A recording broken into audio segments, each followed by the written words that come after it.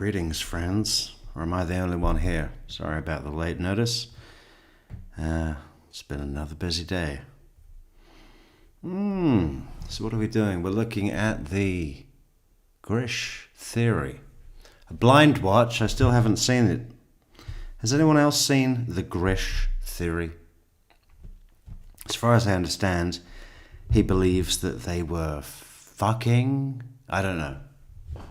That they were in contact and physical contact. Which I have, as you will know, major issues with. I have major issues with Wendi even being aware that Katie was the person that Charlie had enlisted.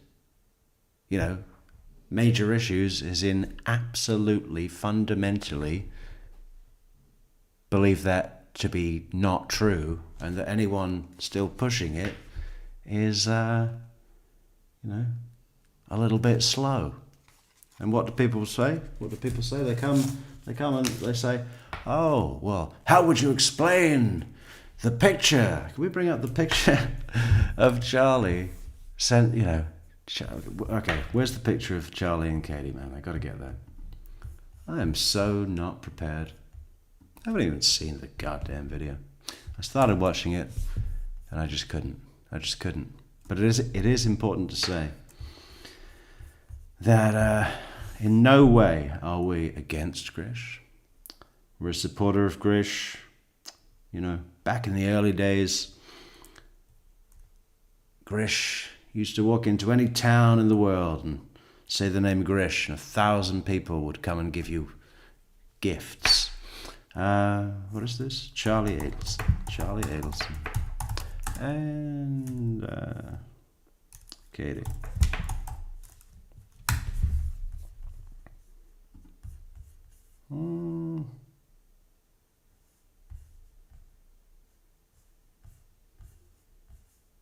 Yeah, I don't know. So many pictures. You know the one I mean. It's taken in Key Largo or Key West or somewhere like that. It's Charlie, a very young-looking Charlie. He looks about 17 years old, bless him. And a very young-looking Katie McBanower, right?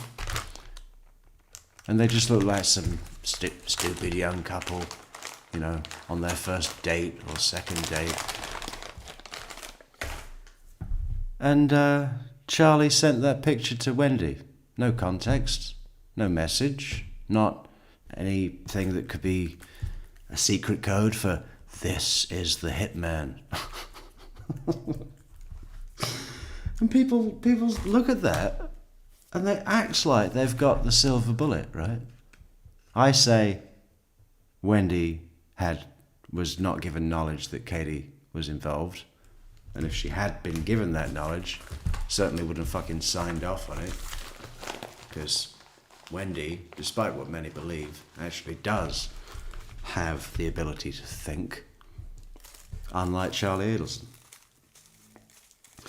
Charlie's bravado, based on his arrogance and blah, blah, blah, and his privilege, right? I mean, that really is the depth. He's just a spoiled child. Wendi is a spoiled child also, but has also managed to work a few things out along the way, Charlie just hasn't managed to do that. So yeah, when I say, "Oh no, she's not involved, she didn't know Katie was involved," people go, "Aha! Metrix! Clearly you weren't aware of this irrefutable evidence that was produced at trial." And I'm like, what, the picture? The stupid picture of a young couple on holiday, on vacation. Meaning what?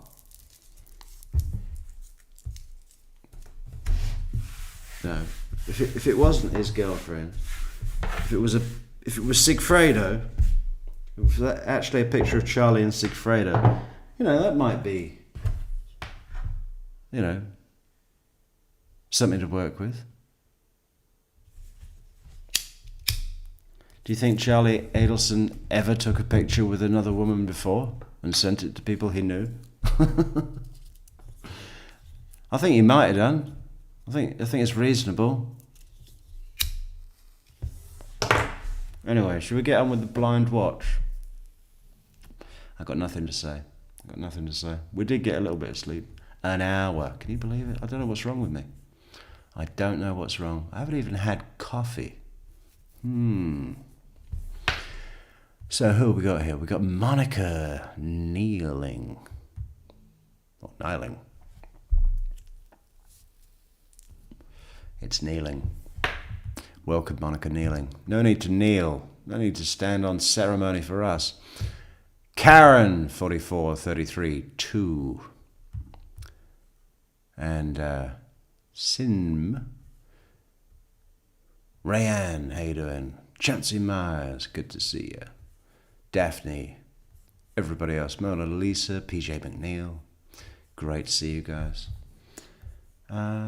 So let's close that. And we close that and we do this.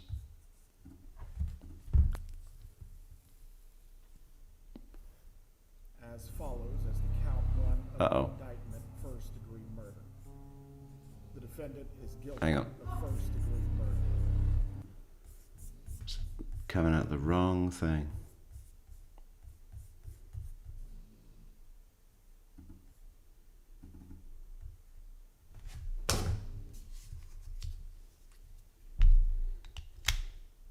I remember you.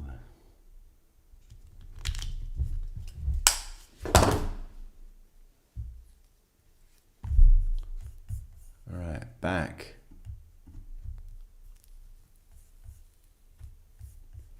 As follows as the count one of the indictment, first-degree murder. The defendant is guilty of first-degree murder. Mrs. Adelson, control yourself. Okay, word has come down about the paralegal there. And now Grisch is saying it. I've already been getting it in the ear from people. We've got to do some coverage on the paralegal because her whole mood changed after 2 whole weeks or more. How many days was it? And there's Labor Day in the middle, so yeah, call it 2 weeks of sitting next to the Donna. Her mood really declined. I think we should do a little clip show of showing that progression.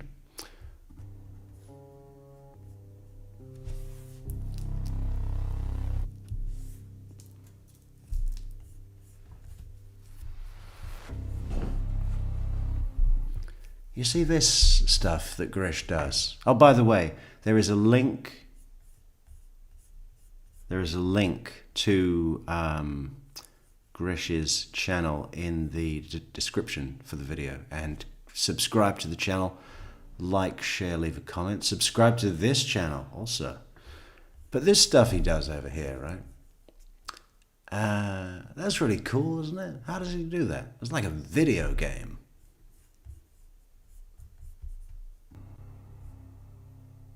Sometimes I really want to know what goes on inside Wendy's mind. Not the lawyerly mask, the private, calculated, whatever you want to call it underneath. What she fears, what she hopes, and what she thinks she has in control.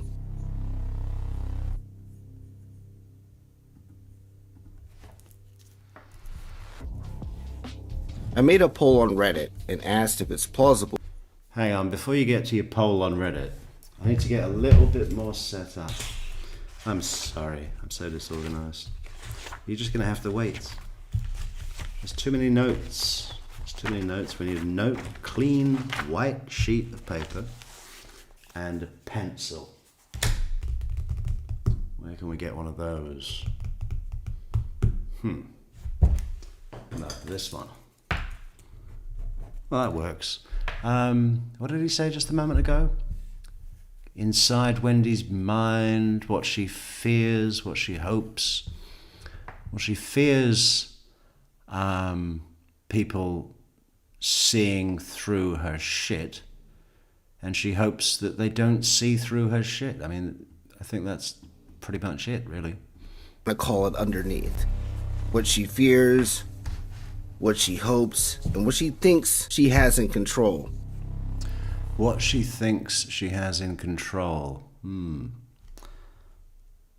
Everything.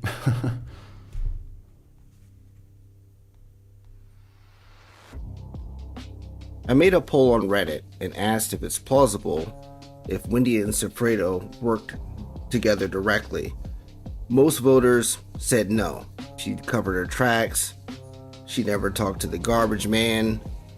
Her family insulated her. Maybe Katie, but not Sigfredo. But that consensus can blind us to what the evidence actually shows.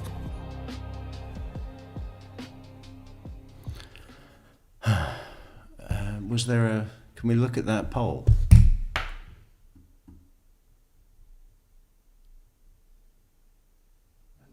I don't know what Reddit is, so... I made See, a he's got poll the on owl Reddit. T-shirt and everything. Okay, so Dan Markel murder. Charlie's fun day out at Wendy's. So if we search for that on the Reddits, do we get it like that? Is that what it is? Is that what it does?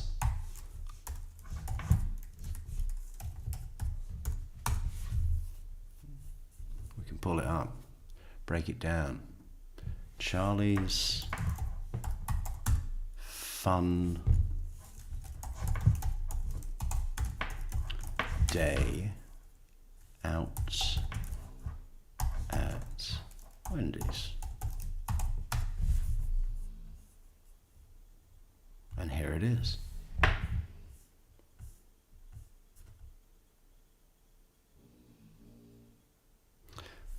But that's not even the right one. It's all a mess, I'm sorry. And asked if it's plausible. Oh, there we go. Plausibility of Wendi being in direct contact with Sigfredo. Not plausible at all. I really, back in the early days, loved what Grisch was putting out. Then he started to do some things that I really strongly, adamantly opposed. But I still, respect what he does.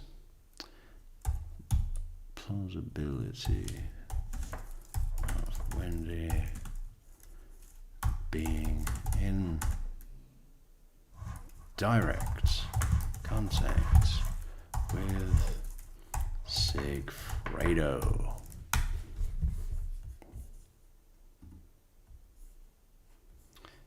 Okay, yeah. All right, let's just play it. If Wendi and Sigfredo worked together directly.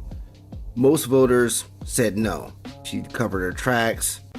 She never talked to the garbage man. Her family insulated her. Maybe Katie, but not Sigfredo. No, not maybe Katie, all right? So widely is that accepted as just, a checked fact. I don't think it was even questioned before me. I was the first one to question that. Are you crazy? I believed it. When I was young and dumb. But that consensus can blind us to what the evidence actually shows.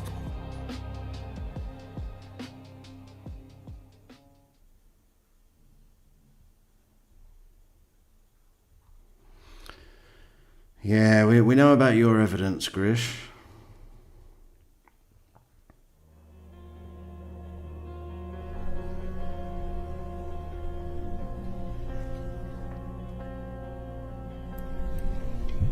But we're keeping an open mind. This is a blind watch. So Oh, here it is. was this Yeah. merited? Hang on, whoa.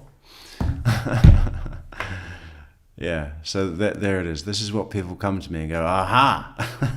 Clearly you don't know about the picture. What does this picture say to you? Does it say, hey, look, don't worry about Professor Markel because it's all been taken care of by this person here who comes up barely to my chin, looks about 14. Do you think Wendy's going to look at that and think, he's taken care of business? It's all going to be plain sailing now. And before or after the murder? Before. Who came up with the idea to kill Dan Markel? Charlie. So Sigfredo Garcia didn't come up with the idea? No, ma'am, he did not. Luis Rivera didn't come up with the idea? No, ma'am, he did not. When did the defendant first bring this idea up to you? My first recollection was around Halloween of 2013. Around Halloween or on actual? On Halloween, yes, ma'am. All right. And what's your recollection of how that came up? We were at a Halloween party in Lincoln Road, and right before we were about to go, he got in the car with me and he asked me a question. What was the question? Do you know anybody that can harm someone? Charlie propositioned Katie on October 31st, but he can't make the decision on his own. He had to discuss this with Donna and, most importantly, Wendi before getting the go-ahead to seek out possible hitters. On October 31st, 2013 is the day this photo of Katie and Charlie was taken. It's clearly a screenshot. You can see the AT&T bar and timestamp at the top. At the bottom, there's a faint off-white border. Using a color picker, that exact hex code comes up as E1D4CD. When I overlay the color from the photo, it blends seamlessly into WhatsApp's background, meaning that this image just wasn't taken of Katie and Charlie, it was sent through WhatsApp. During Donna's trial, we learned that she used WhatsApp too. And the screenshot was taken when the phone was using iOS 6. The 5 circles at the top, that stopped once iOS 7 was released.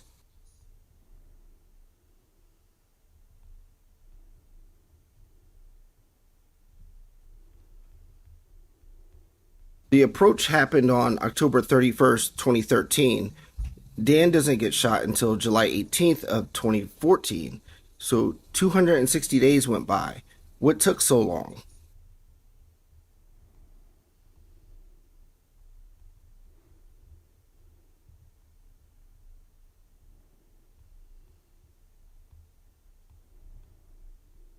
There was that June trip, and you had previously told us, and I'm going to use this to remind you just because we spoke about it in Ocala last month. Okay. Or Was it it early? last month? Like it was- No, it was this month. Or no, it was last month. Either way, it's within the past 2 months.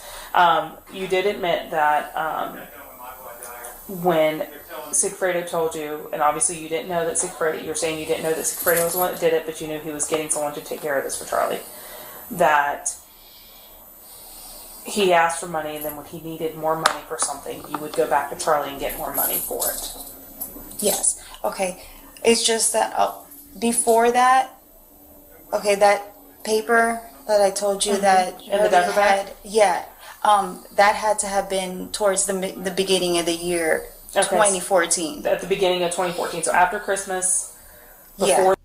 If Charlie wanted this done and had the money to pay, and Sigfredo needed the money, nothing being done could only mean someone doesn't have a sense of urgency.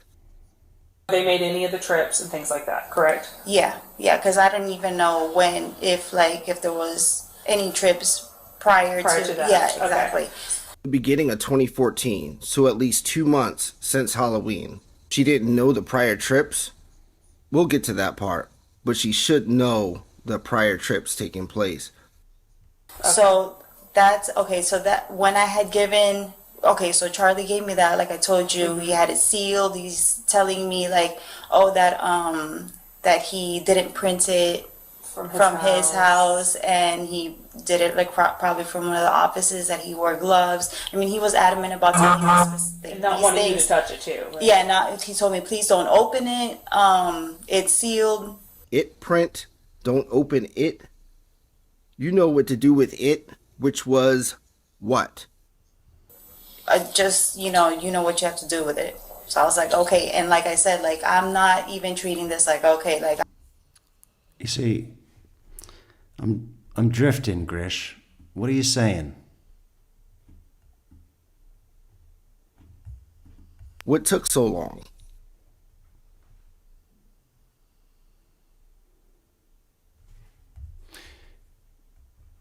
Yeah. The picture says to me, "Oh, I'm gonna get some bigger boobs." There was that June trip, and you had I've always wanted my breast augmentation. Yeah, well, that, you saying that doesn't really make it sound better from when, Katie, like, no, I've always wanted my breast augmentation. That negates the fact that a man had to die for me to get them. previously told us, and I'm going to use this to remind you just because we spoke about it in Ocala last month. Okay. Or Was it early, last month? early, I felt like it was- no, it was this month, or no, it was last month. Either way, it's within the past 2 months. You did admit that when Sigfredo told you, and obviously you didn't know that Sigfredo, you're saying you didn't know that Sigfredo was the one that did it, but you knew he was getting someone to take care of this for Charlie, that he asked for money, and then when he needed more money for something, you would go back to Charlie and get more money for it. Yes. Okay. It's just that before that, okay, that paper that I told you that In the diaper bag? had, yeah, that had to have been towards the beginning of the year, Okay. 2014. At the beginning of 2014. Okay, I think Grisch is going to say something in a moment because we're 5 minutes in and I've heard nothing about Sigfredo and Wendi. I mean, right here we've got a segment that says if Sigfredo needed more money, he'd go to Katie, who'd go to Charlie. Wendy's not even mentioning it. If he's so, well, let's give him a chance. Let's give him a chance. Maybe he's lost his mind, Maybe this is just one of the projects that the probation officer makes him do, So after Christmas, Yeah. before If Charlie wanted this done and had the money to pay, and Sigfredo needed the money, nothing being done could only mean someone doesn't have a sense of urgency. they made any of the trips and things like that, correct? Yeah. Someone doesn't have a sense of urgency.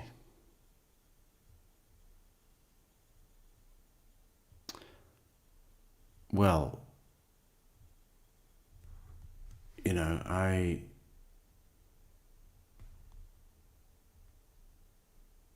the sense of urgency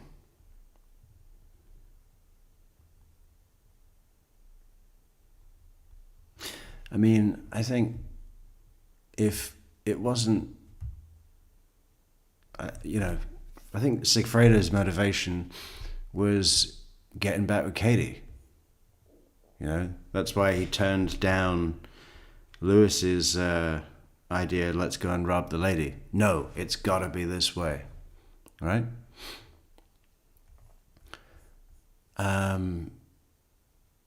As far as money, it's not even much money.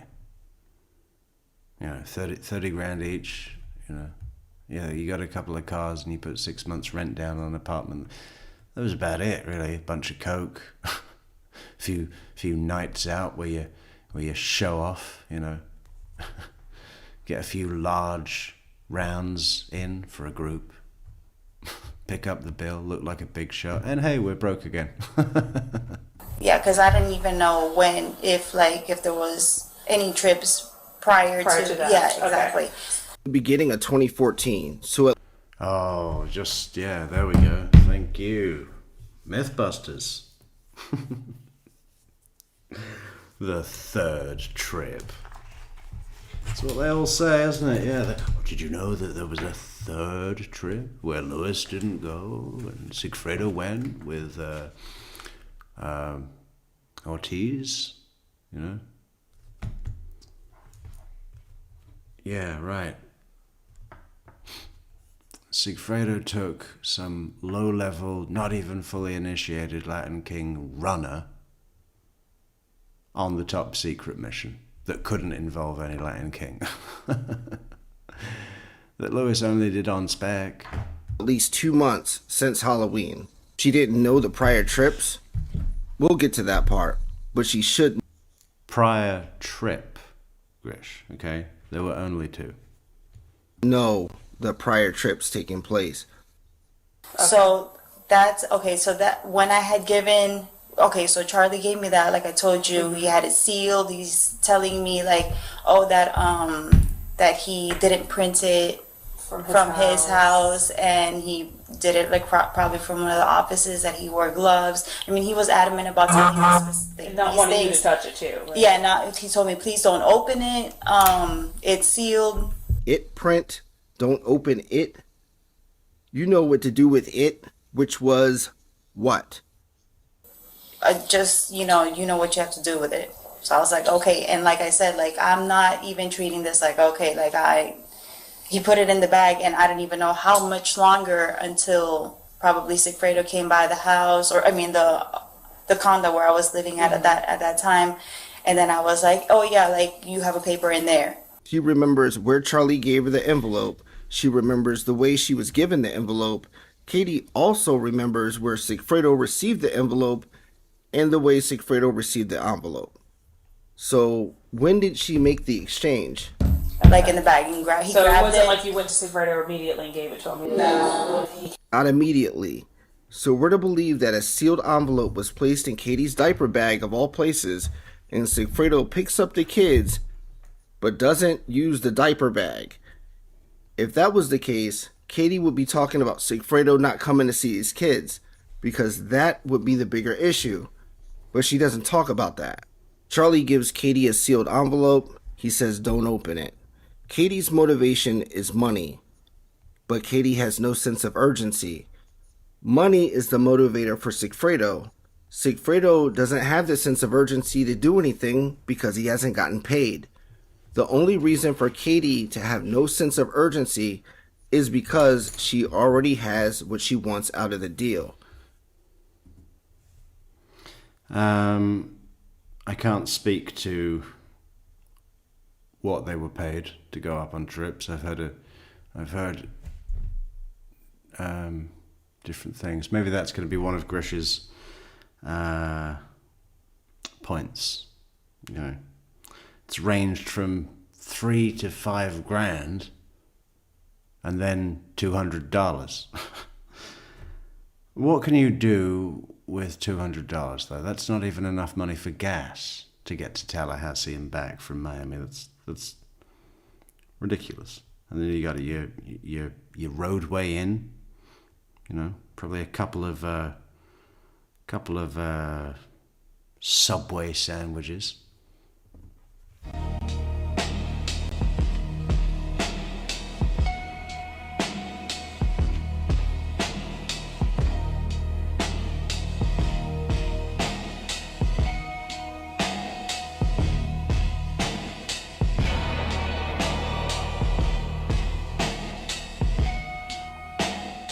These cash deposits for all of 2013.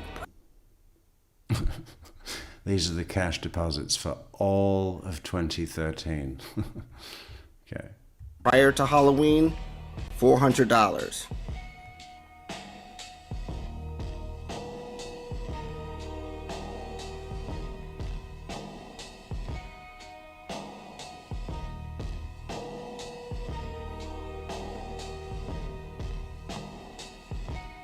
From October 31st of 2013 through March 11th of 2014, $4,800.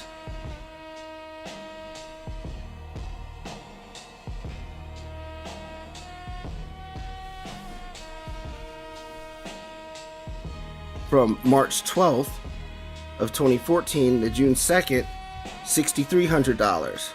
So totaling $11,000.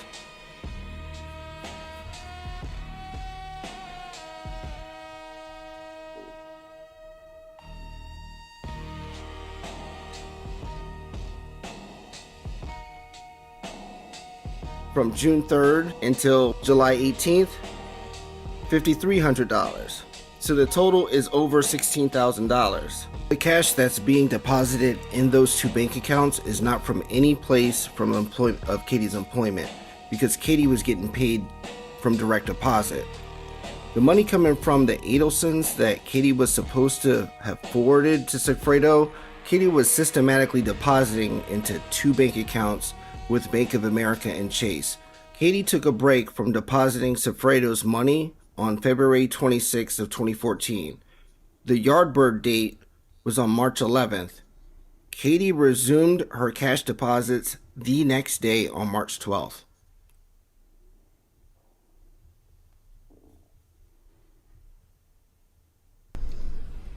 What about Catherine Magbanua? Did you meet her?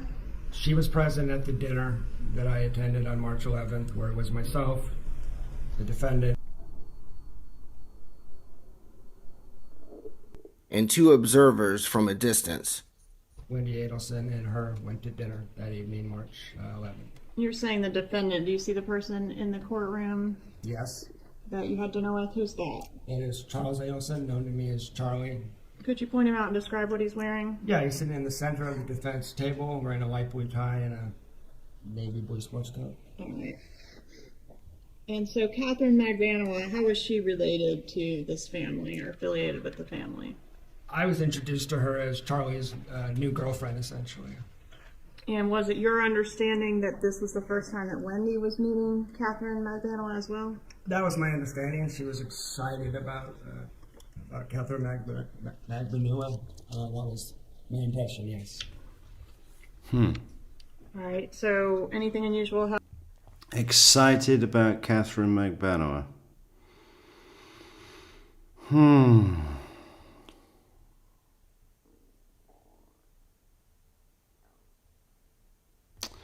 Well, let's see what he makes of that. Happened at the dinner? Well, at the dinner, Miss Magbanua mentioned that she had... Look, there's no fooling Christina, guys. She's got everybody's number in the game, right? She's like, for sure Katie was stealing. She's got that thing, hasn't she?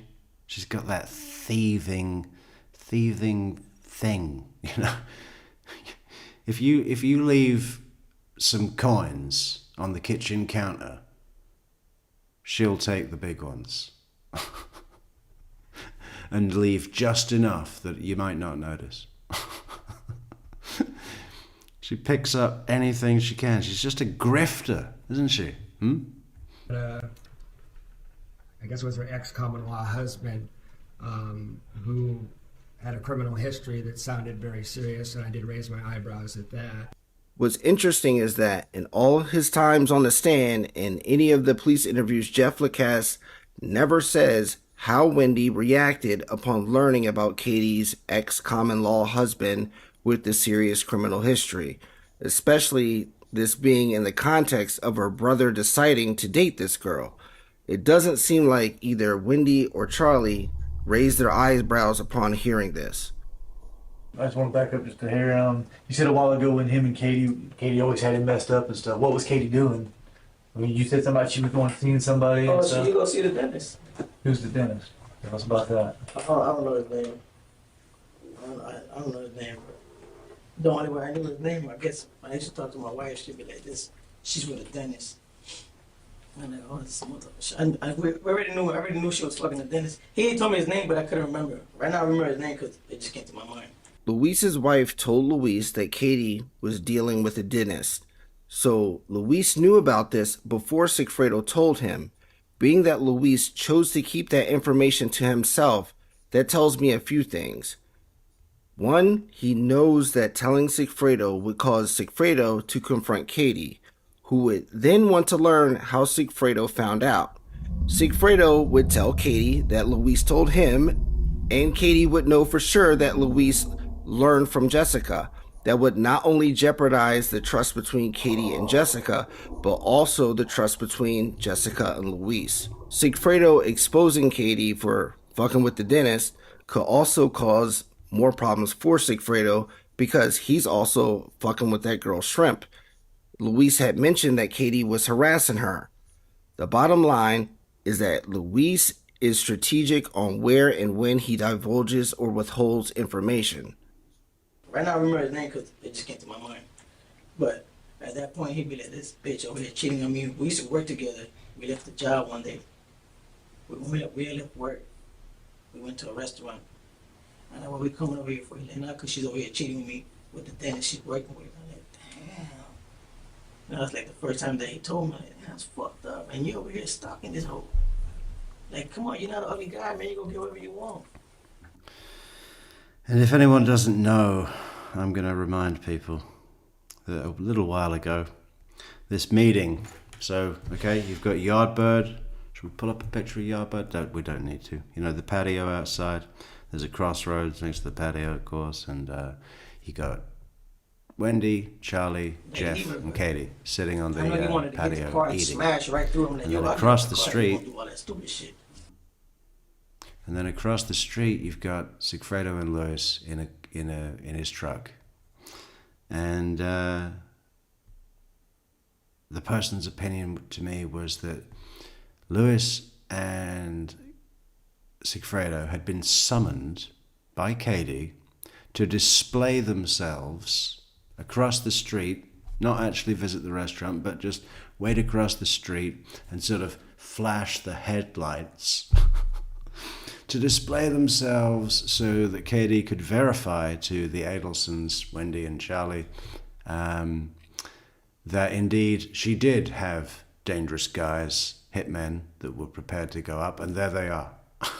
You see those two Latin-looking guys, that tall Hispanic and that short Hispanic?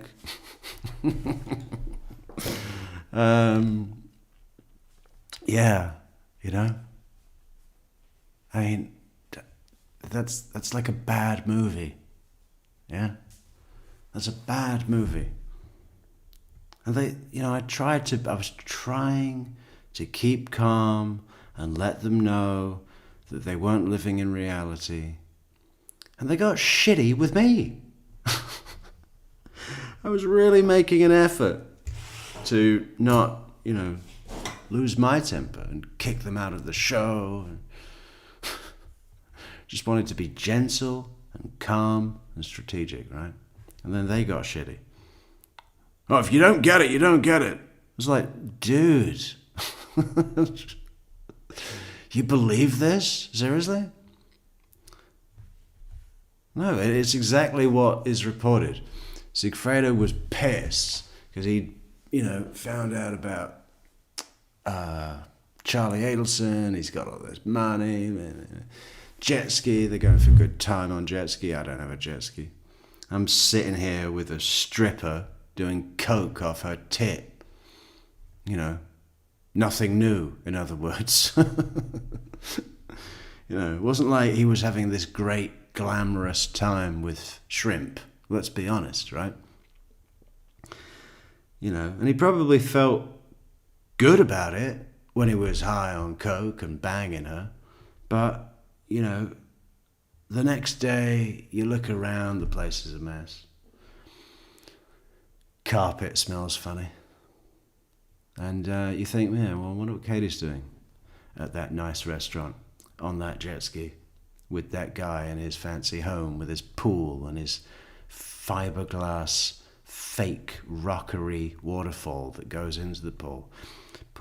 Did anything look more shit and less luxurious than that? It looked like a fucking bad, old, needs renovation and work, probably isn't safe sort of thing that you'd find at Disney shithole. And that's supposed to be this marker of success, is it? Yeah, I've got a lagoon-style pool that's built into the shape of a lagoon, and you'll never forget that it's a lagoon because at the end there's a waterfall in a fake fiberglass rockery. Yeah. Unbelievable. Yeah, quality. What do I have to do in life to get to where you are? And the waterfall itself wasn't even a waterfall. When you've got a good one, when you've got a good waterfall, what is wrong with me? You've got a good waterfall, maybe that is it. Charlie Adelson, the waterfall. Because his waterfall was so, I mean, I guess he can turn up the pressure, maybe. But as it was seen in the pictures we saw, it was so limp, you know? It was like an old man pissing 6 times a night, you know, a little bit at a time, just psst. You know, you'd stand under there. You stand under a good bit of pressure in a waterfall in a pool, and it hits you on the shoulders, you know, sort of pushes you under the water. That's great. That's refreshing. That's like a little massage, right, from the elements, for the power. No, I don't want to sit anywhere in water and have the feeling of an old man pissing on me 6 times a night.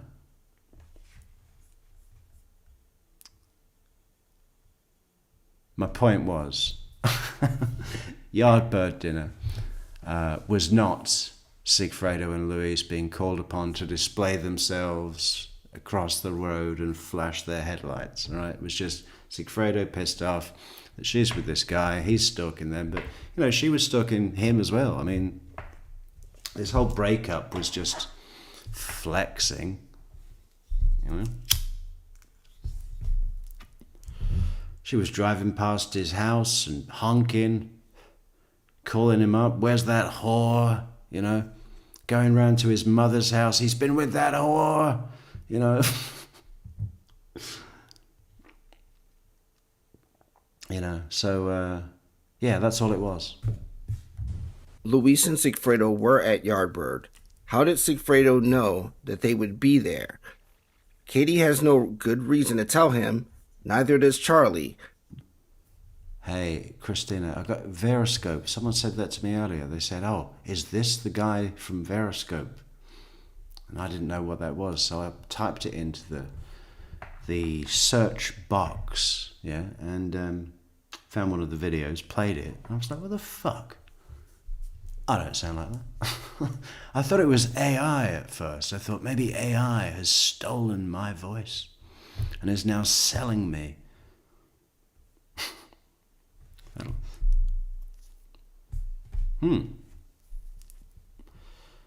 Maybe that'd be better. Maybe I should get an AI version of my own voice. Maybe that's what we're doing right now. Would you know? Jeff doesn't know Sorry, who Grisch. he is, so that... Like, come on, you're not an ugly guy, man. You go get whatever you want. Like, leave her, but I know you wanted to get the car and smash right through him. Like, yo, I'll get off the car if you're going to do all that stupid shit. Luis and Sigfredo were at Yardbird. How did Sigfredo know that they... If you're going to do all that stupid shit, and by stupid shit, he's referring to driving a Dodge Ram through a patio full of diners. Yeah, I don't want to participate. would be there. Katie has no good reason to tell him, neither does Charlie. Jeff doesn't know who he is, so that leaves Wendi. But why would Wendi tell Sigfredo to observe them eating at Yardbird? In my opinion, it's because she has to prove to Sigfredo that Katie has been pocketing the deposit money for the hit. Sigfredo observing Hang on. Wendi... Whoa. What? You see, this is the thing with later stage Grisch. No offense, all the respect in the world. I have, and it's probably my issue, right? My inner ear problem or something, I don't know. I have a hard time following it. Even if I zone in, tune in, and just really focus, I have a hard time. Can we play it again? Because I just didn't get it. I know why we coming over here for you, not because she's over here cheating with me with the thing that she's working with. I'm like, damn. And that's like the first time that he told me, like, that's fucked up. And you over here stalking this hoe. Like, come on, you're not an ugly guy, man. You go get whatever you want. Like, leave her, but I know you wanted to get the car and smash right through him. Like, yo, I'll get off the car if you're going to do all that stupid shit.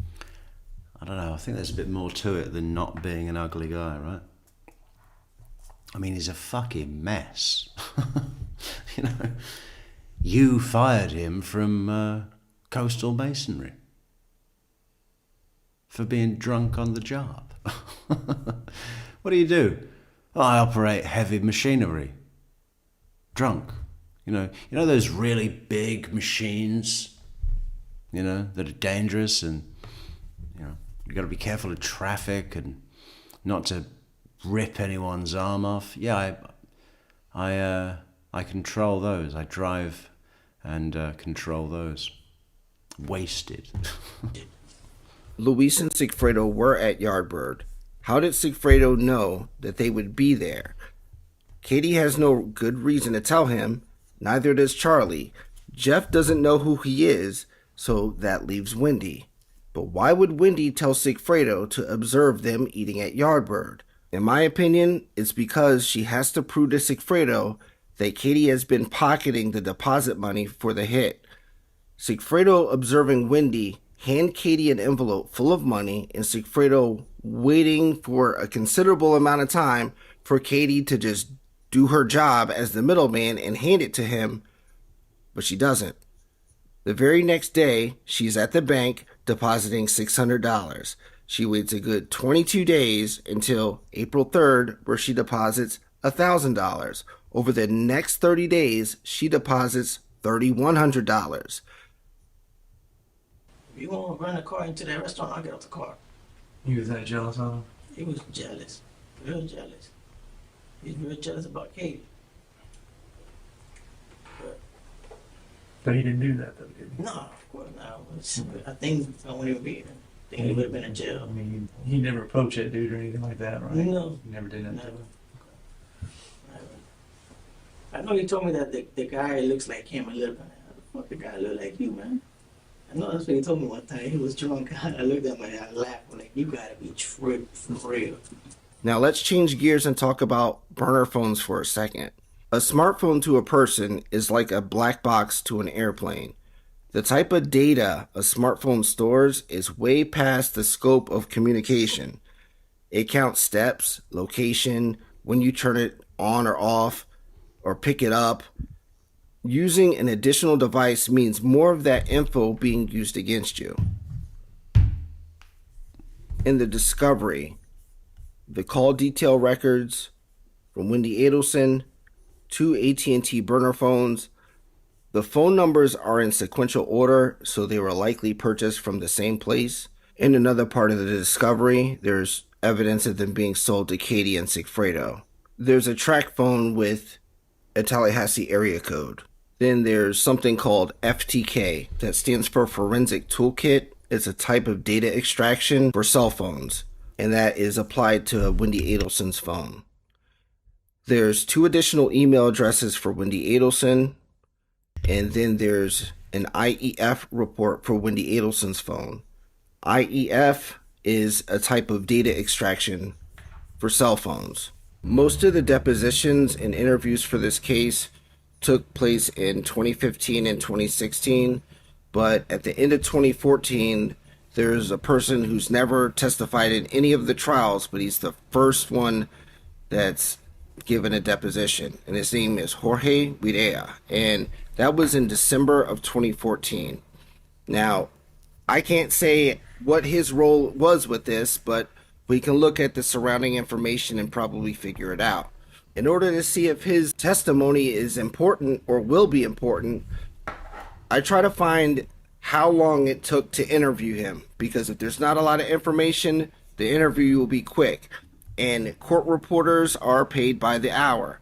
So if we look at the cost of his interview, it can give us an idea of how long this interview was. Out of the 18 people interviewed, Jorge's interview was more expensive than 15 people. So that gives you an idea that he had something important that law enforcement needed the details on. But Jorge was in prison at the time of his interview, so there's some logistics costs that go along with getting an interview from an inmate, transportation, things like that. So it's not a foolproof way to figure out if this person had a substantial amount of information to give to law enforcement, but it gives you an idea that it's not the least amount of information that was provided to law enforcement. Being that Jorge was in prison in December 2014, it's a good idea to see what he's in prison for. And when he was sentenced to prison, and when he was arrested. So the words in all caps, the BURGOCC dwell ATT, means attempted burglary on an occupied dwelling. And he was arrested on June the 2nd. June the 2nd, 2014 is the day that Sigfredo was supposed to go to Tallahassee. Sigfredo may have taken trips to Tallahassee before June that Luis didn't know about. And the reason why Sigfredo recruited Luis is because Jorge Vieira was in jail, because he got arrested on June 2nd. Also in this discovery, we know that those two burner phones belonged to Sigfredo and Katie.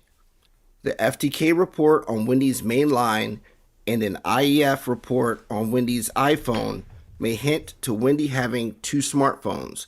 The track phone with the Tallahassee area code and no name attached to it could be an iPhone with the in the Bahamas 22 Gmail as the email for the iCloud for that iPhone.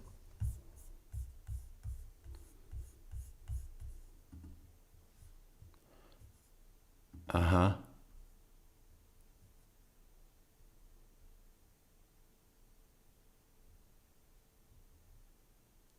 Next. From March to July. Well, like you said, the trip before, right? The June. Yep, that's the June trip. I was never aware. Like Sigfredo's always goes out of town, or whatever business he has to do, or whatever. Like he never told me where he was going. Okay. Like I didn't know anything about the whole Tallahassee or whatever. He never mentioned that. Kept that away from me. Okay. Any information. So, but he did say he was going out of town. He did, but he never told Katie where he was going. Of course, he's not going to tell Katie where he's going on missions that don't involve her. The problem is that this mission involves Katie, and Katie should know where he's going because she's the one that should be telling Sigfredo the information that comes from Charlie. At some point with that, that's what, yeah. So you know, Sigfredo didn't have any money, obviously. So he'd be like, "Well, I need some money so I can go out of town." I'm thinking in my head, maybe this is where he needs to scope things out or whatever. So that's where I will go to Charlie, and I'm like, "Hey, like, I need some money so that, you know, to take care of whatever expenses and stuff." Right. So you're telling them the expenses for them planning what they are taking care of for Charlie. I mean, that's, I guess, assumed. Assumed? Yeah. Sigfredo told you he was going out of town and he didn't have any money, obviously, because obviously you've been taking it. And you go to Charlie and tell Charlie that Sigfredo is going out of town and he needs money for expenses. But there's no such thing as expenses for shit like this. So you just tell him, I need more money for expenses. And it's assumed. Because he's never given me, he never gave me. Okay, I mean, you know, I thought this was a big thing about Wendi and Sigfredo. Is anyone, like, have I missed something? Any money at all. Okay, so that was the first time he gave you money. Yeah. So the first time he gave you money is when you're going back and you're like, hey, I need money for expenses. Yeah. Because this is, because Sigfredo's telling me, like, hey, I need some money. I need money that this is trying to be planned. Yes. Okay, so that's what Sigfredo's telling you. So then you go to Charlie and you tell him, hey, we need money for expenses. So, and that's the understanding, expenses for planning what is about to happen. Yes. Okay. How soon before he left for out of town did that happen? From what, when he would give me the first one, you said when he went to I don't know time. I mean, I don't know when he did leave. Obviously now I know, like the June and July trip. But at the time you didn't know. Yeah, like he just asked me for money. I went to Charlie, got the money, and then gave it to him. I don't know when he went or how soon he went after I handed him that money. Okay. Do you know how much money it was you got from Charlie? Like a couple $100. It has to be, less than probably $5. But anyway, this is completely backwards. Sigfredo tells Katie to tell Charlie, no, Charlie should be giving Katie updates on the ideal times for Sigfredo to travel to Tallahassee. The first time Charlie gave her money, see how crazy that sounds? For a $100,000 job, the deposit is less than $500. But that $16,000 that Katie deposited in her bank account makes a little more sense as far as a deposit. If you ever see any woman or women who are adjacent to people in the street going missing or found chopped up somewhere, it's for stuff like this. If Katie wasn't the mother of Sigfredo's children, she'd been clipped a long time ago.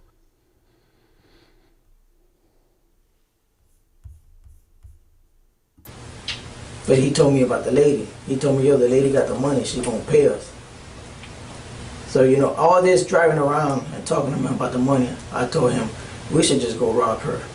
Luis said Sigfredo got $5,000 from the lady, or he thinks he got it from Katie. Katie herself said she gave Sigfredo less than $500. All of that just tells me that Sigfredo and Wendi are in cahoots. Another thing, the rules go as follows. If Wendi proves that Katie was taking Sigfredo's money and Sigfredo accepted the $5,000, then the money that Katie stole is considered part of the deposit, which would be a little over $20,000. Luis suggested we should just go rob her. That's a real suggestion that Luis presented to Sigfredo, but it also was a test to see if Sigfredo and Wendi are in direct contact. If Sigfredo isn't willing to rob Wendi for the rest of the money, that tells Luis that Sigfredo and Wendi are in direct contact, because Sigfredo is not going to want to rob someone that he's potentially cool with. That was my intention. Fuck this guy. I don't got nothing against that guy. I don't even know that guy. Especially after he told me about what was it for the 2 kids. Told me because I asked him, why are you going to go kill this guy? Because the lady wants her 2 kids back. She wants full custody of them kids. Because he had all the custody. That was the plan. That was the deal. That's what I went to go kill that man for. And how did Tudo know all this? Katie, I guess Katie told him everything.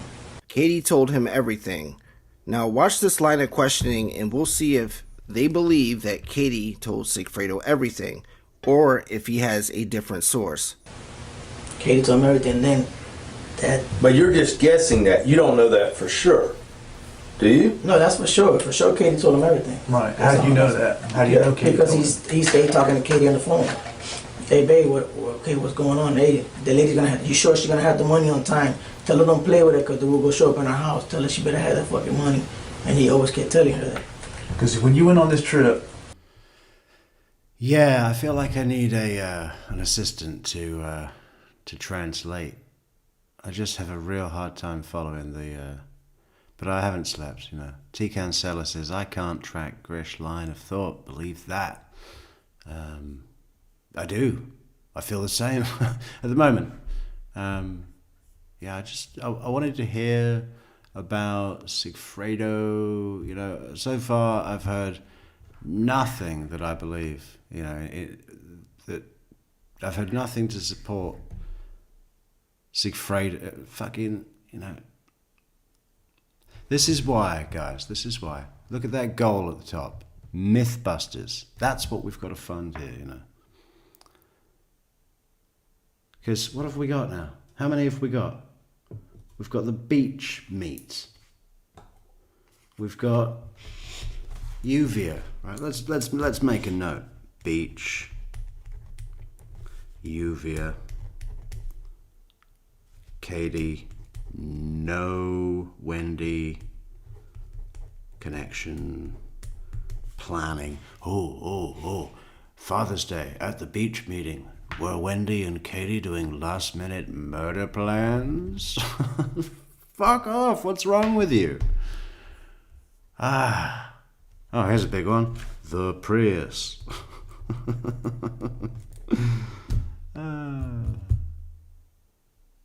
Well, not so much the Prius, but the rental, not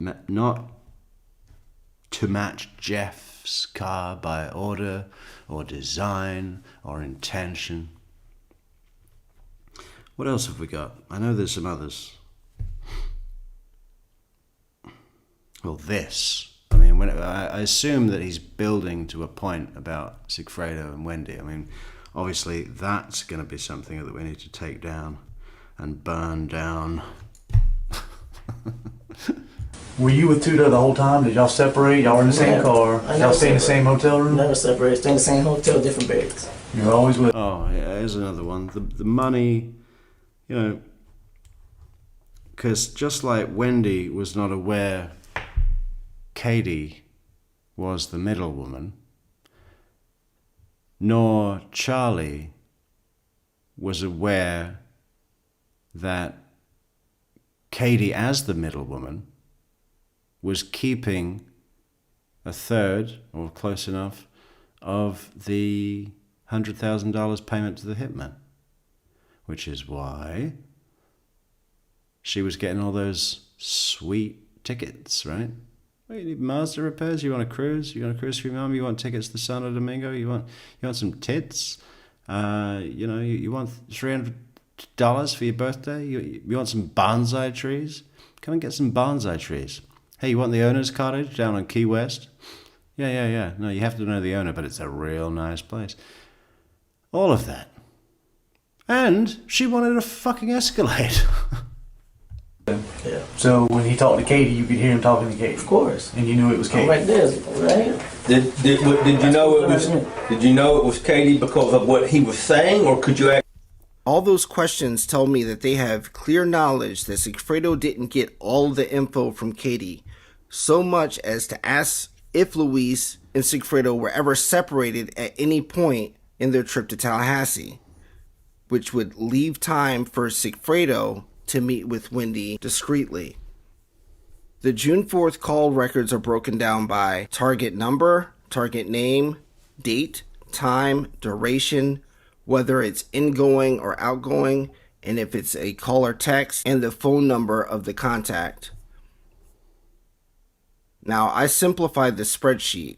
Now it's the target name, the date, the time in 24-hour clock, the duration, whether it was a call or text, which are all outgoing from the name on the left column to the one on the right, then the end time of the call. But I added a column. The time between the end of the call or text and when the next call or text is placed.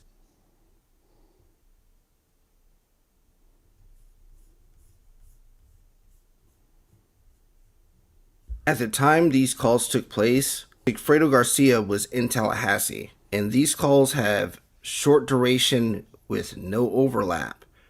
And by the looks of it, it seems as though they're using WhatsApp in between those calls. And likely Wendi is in contact with her parents and has the phone on speaker when she is talking to her parents and when she is talking to Katie via WhatsApp.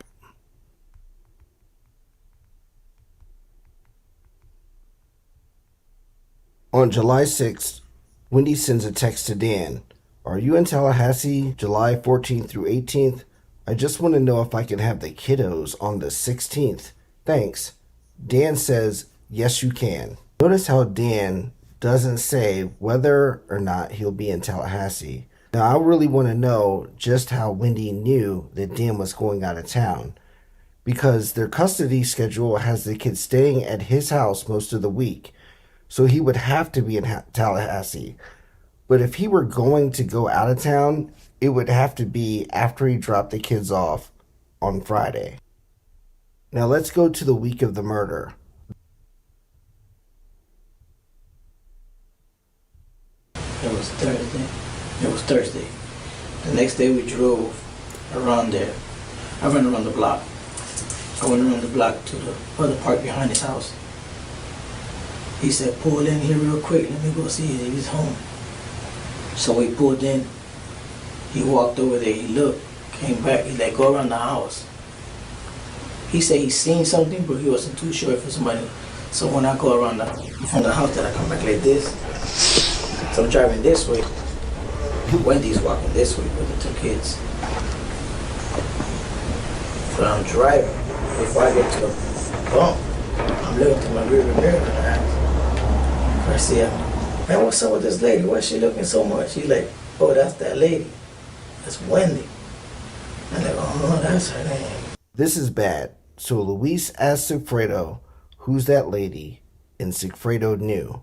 He knew it was Wendi, but Sigfredo wouldn't have told Luis unless Luis asked. It's Sigfredo's responsibility to tell Luis all that he knows so that everything goes as planned. I said, well, so, I'm like, okay, I seen the two kids. I said, what's she doing up here? What is she doing up here? Oh no, that she came to make sure that everything's all right because he's leaving out of town tomorrow. So it's gotta get done tomorrow morning before he leaves. Like, alright, we leave. We go back to the hotel. Phyllis, let me interrupt you for a minute. Was there ever a phone call from anyone around the time that you saw who he described to be? When she walked, as I'm looking at the rear mirror, I seen her walk a little bit further from her house, get on the phone. By the time we get to the hotel, he's talking to Katie. That's when he asked Katie, what's she doing up here? You know? But I asked him in the car before Katie called, what is she doing up here?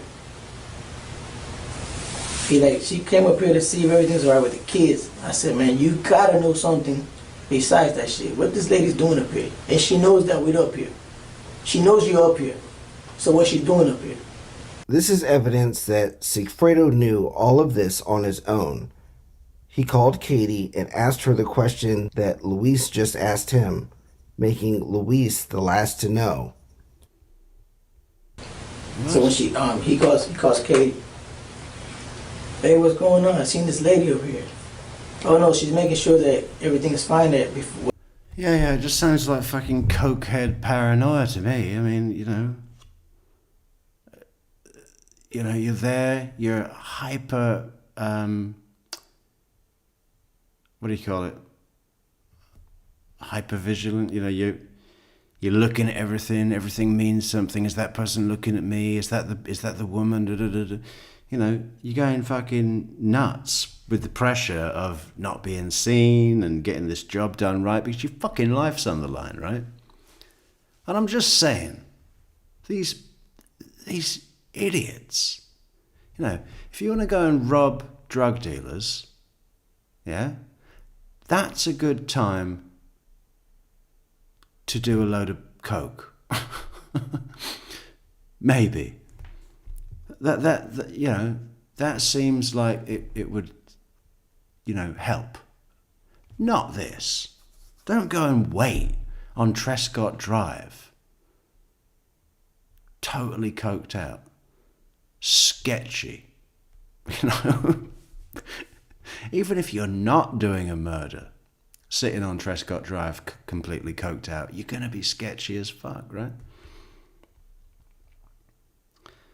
You just should not, your long drive. I mean, they treated it like a sort of weekend away, didn't they? We're gonna blow a load of money. Hey, we've got an 8-hour drive. Let's go and get, a half ounce of coke.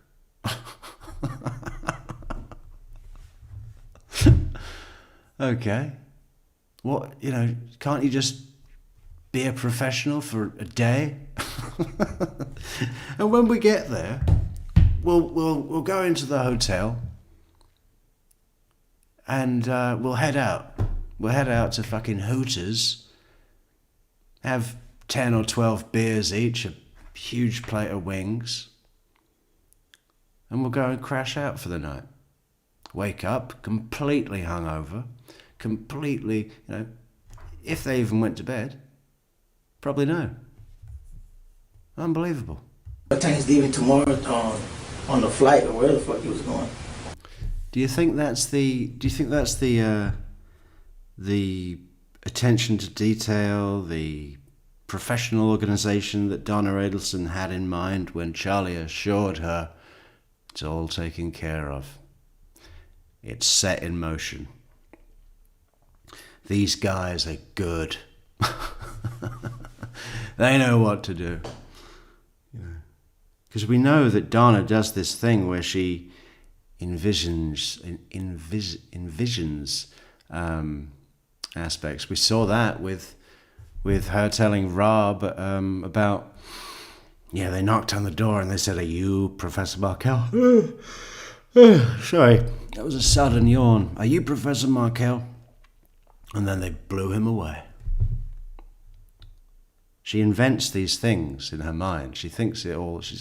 So surely she would have thought to herself how this trip went. They're driving up, and it wouldn't have been what it actually was it, in her mind?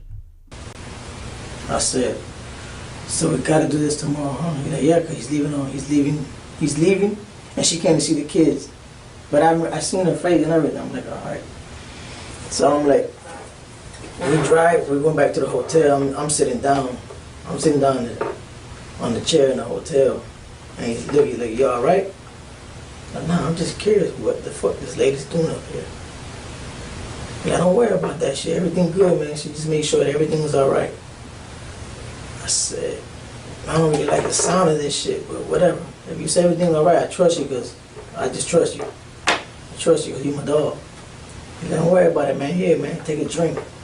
Like, man, it was early in the morning. It was 12. I'm like, man, I'm good. I don't want to fucking drink. So this all happened before 12 noon? Yeah, before 12. On Thursday? On Thursday. You drove by, you saw her walking the kids. You ask him, he says that's Wendi. She's making sure that we're going to do this or whatever. That she wanted to make sure that we was up there. She thought that we were lying, that he was lying. Because they don't even know I'm in the car until she seen me that day. Yeah, but your car's got tinted windows.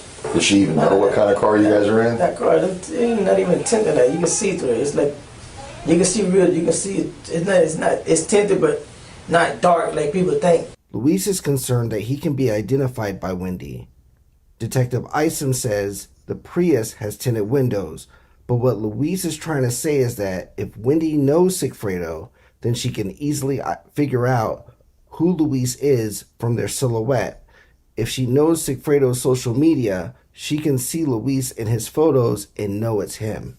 Right, but she wouldn't know you from Adam's house. She wouldn't know you from anybody. Yeah, she don't know me from anybody. But you can see, you got a little short guy in the car like this, I'm driving like this, and you see Garcia. Garcia's on the passenger side.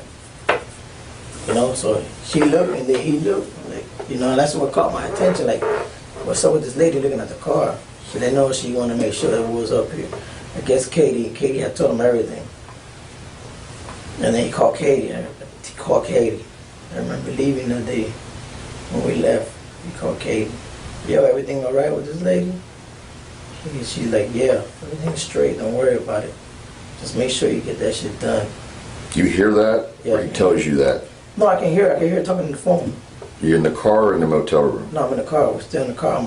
We got pulled up. Every time before we go in the hotel, we sit in the car for like 10 minutes. We don't go, we just don't go in, because I'm sitting down like, yo, you see that camera right there? You know, it's facing that way. You see that one over there?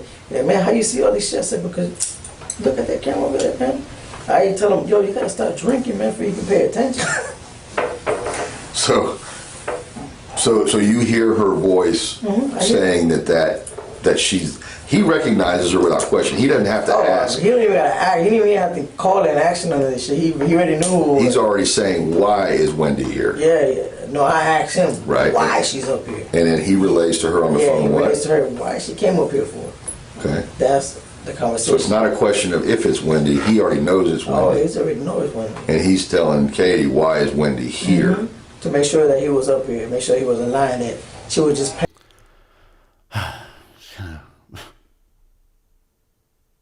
Did he say that he verified that because he'd met her in person? No. He's on coke. This isn't proof of anything. This is... We don't even know for 100% if it was her. You know, that's a myth I don't think I can bust, you know. I mean,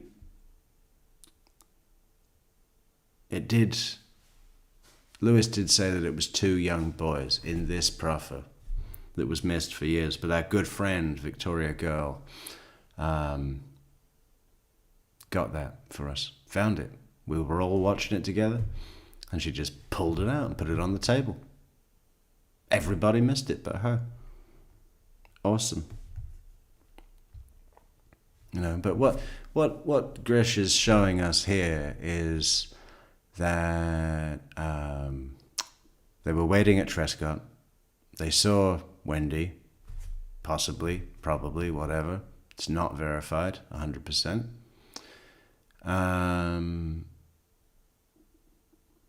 and Sigfredo was adamantly saying, that's her, in a kind of paranoid way. Even the way Lewis is describing his reaction,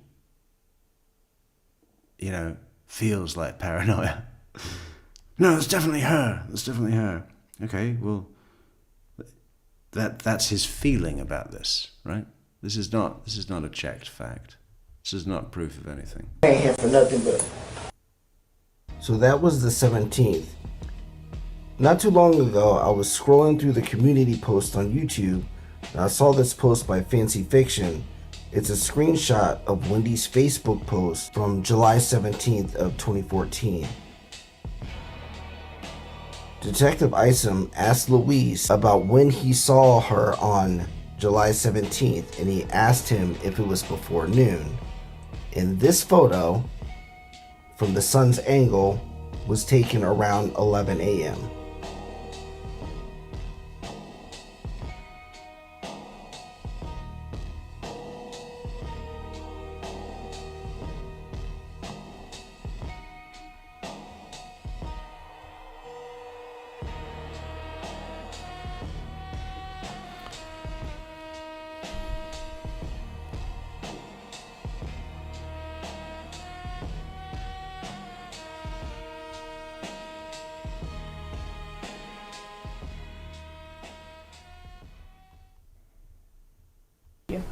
All right, so moving on to that morning, we saw the calendar event, and then does Donna place the first call that morning between the co-conspirators to Wendi?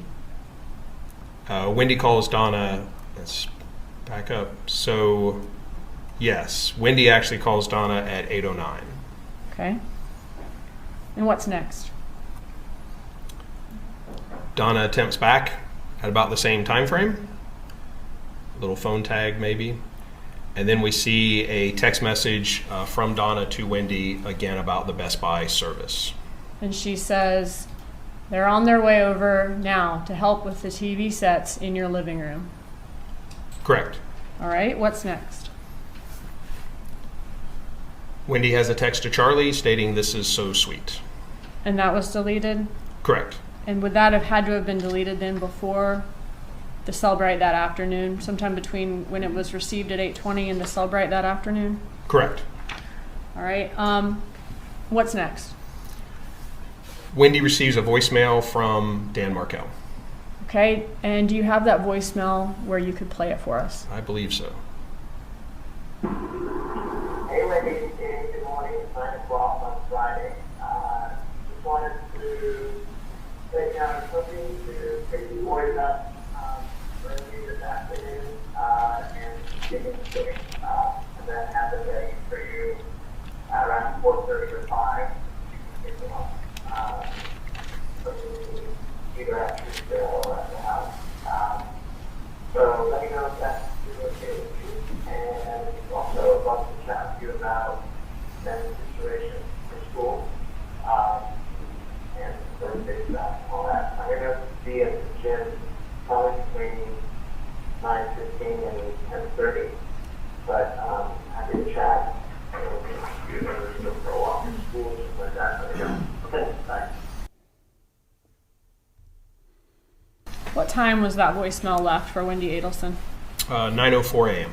That was tough to hear because when I had seen the text from Wendi to Dan from July 6th, and Dan didn't tell Wendi where he would be on July 14th through 18th, I thought that was how Dan moved. He doesn't say where he's going to be unless you really needed to know. But I was wrong about that. And Dan didn't know this, but he just gave Wendi something called the drop. In this context, the drop is information on where and when to locate a target when they're most vulnerable. Okay, what happens after that? So Charlie calls Wendi, or attempts to call Wendi, at 9:12. At 9:04, Dan left that voicemail on Wendy's phone. Immediately after that, Wendi checks her voicemail. From 9:04 to 9:12, there's no activity until Charlie calls Wendi at 9:12, but she doesn't pick up the phone. In my opinion, the moment Wendi listened to Dan's voicemail at 9:04, she got on her burner phone and called Sigfredo on his burner phone. But yeah, Charlie tries calling at 9:12 with no answer. Wendi calls Charlie back at 9:19 and they speak for 18 minutes. From the time Wendi listens to her voicemail at 9:04 to the time she calls Charlie at 9:19, that's 15 minutes. That's enough time to listen to the voicemail and convey the updates or the updated info to Sigfredo in full detail. The conversation Wendi has with Charlie at 9:19 was 18 minutes long, about the same amount of time for Wendi to convey the updated information to Charlie and tell Charlie what to convey to their parents and the info to pass along to Katie. Immediately after that 18-minute call, Charlie calls Donna. Not sure if that call was completed as it only lasts 30 seconds. But 19 minutes later, Charlie calls Katie and doesn't get through. Katie calls Charlie, she doesn't get through. Charlie calls Katie back and they speak for 6 minutes and 46 seconds. 1 minute after that call ends, Charlie calls Wendi. There are similar gaps starting from Dan's voicemail at 9:04, then 9:19, 9:38, and 9:58 that tell me that there's some kind of back channel communication going on. But on Wendy's call report from that day, without looking at the details, she stays on her phone, making our last call to someone named Renee Griggs at 10:24 for 18 minutes and 26 seconds. Of course I'm speculating, but the 18-minute calls and gaps between calls is a pattern I just can't ignore. I haven't seen any documentation showing law enforcement interviewed Renee Griggs. Well, I didn't call any like weird sex hotlines or anything this morning. That's okay. We've seen that really before. Embarrassing. That's all right. You checked your voicemail yet? Oh. Or no, you Why checked. would it be a 305 number? I don't know. Your number. Isn't that you? Yeah, that's Cindy? me. Okay, I called this number. Okay. That says voicemail. Right. Okay. I don't know what that means, but I'm just basically going over this with you to see if you can clear up anything. And of course, this is Charlie, your brother. Your brother. Michelle Turner. A friend of mine who lives in Colorado. Renee. Renee's the one that used to be the victim advocate. Renee is a very close friend of mine that is interviewing at FSU today for a position and leaving at 7:30. And if there was ever a woman I would really like to get a hug from, it's Renee, but I don't want to bother her on her.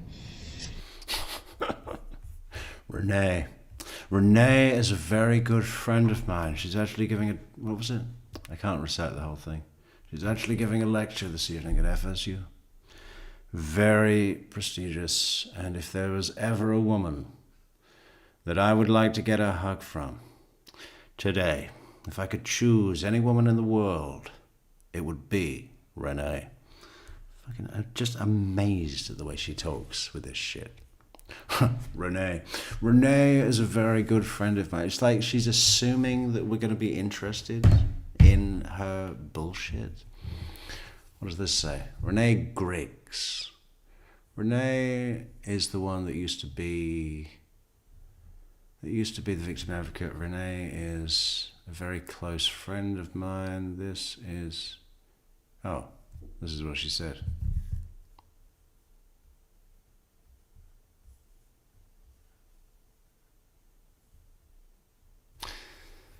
She's interviewing at FSU today for a position and leaving at 7:30, and if there was ever a woman I would really like to get a hug from, it's Renee, but I don't want to bother her on her special day.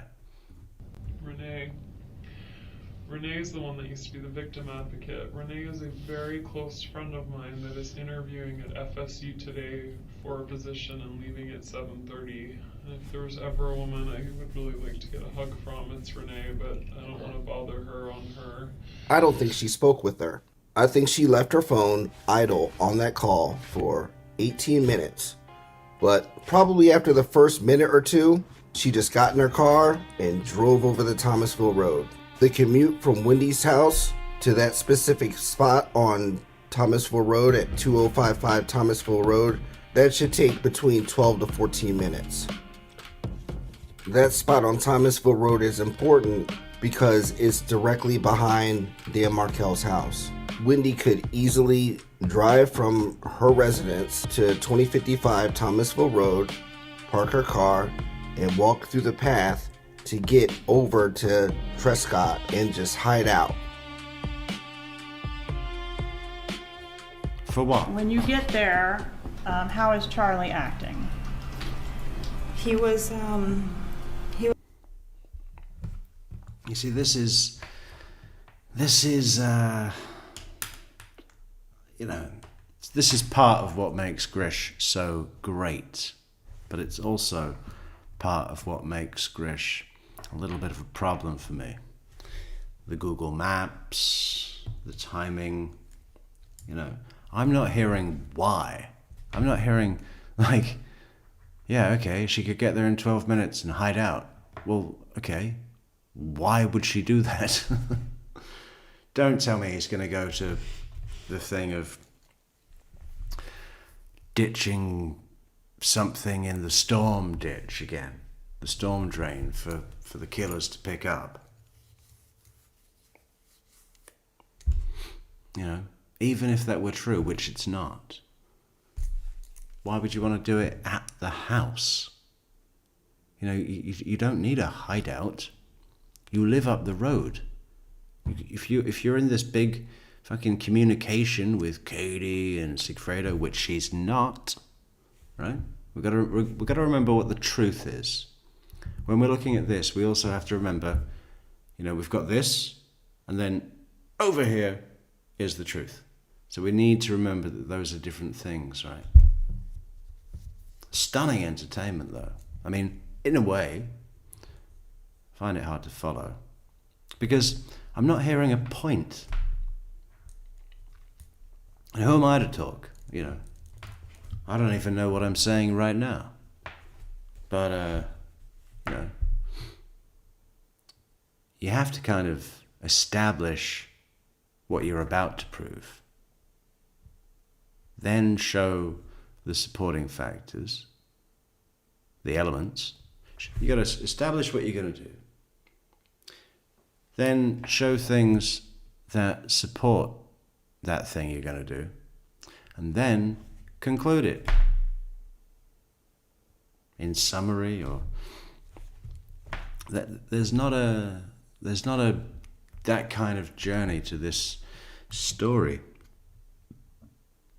that I've noticed.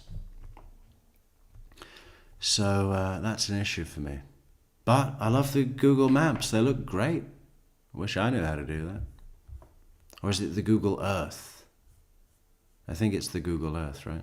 he was pretty frantic, just pacing back and forth, and he had a gun in his hand.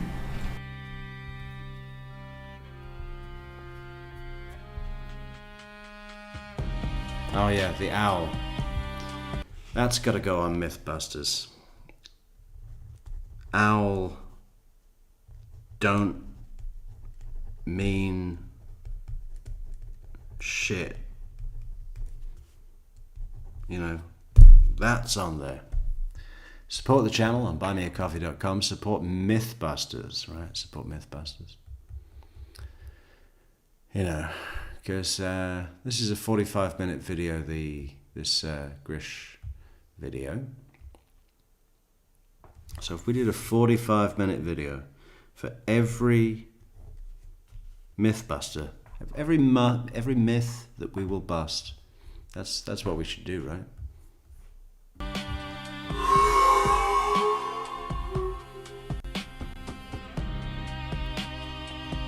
Oh, that was cool. You see, he does stuff like that as well. That's really cool. Wendy changes to Lewis. Wow.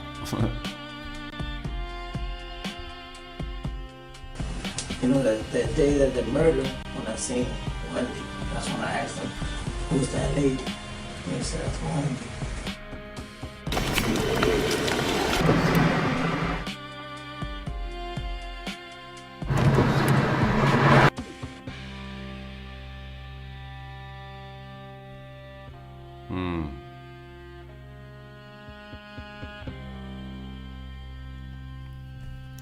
So I think we're done there, right?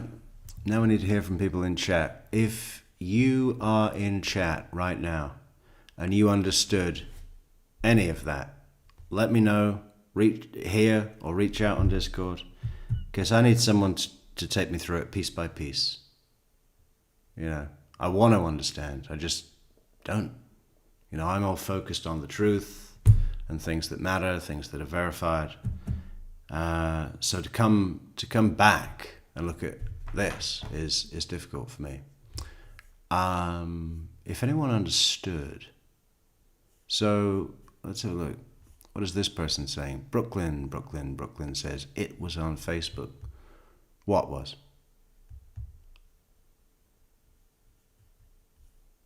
Owl was IG. Yeah, well, Lewis's picture of the owl. There's owls all over the place. Look, I keep getting sucked into premature myth busting. Do you know how many fucking owls are in this story? You got Wendy's t-shirt, you got Lewis's picture, there was a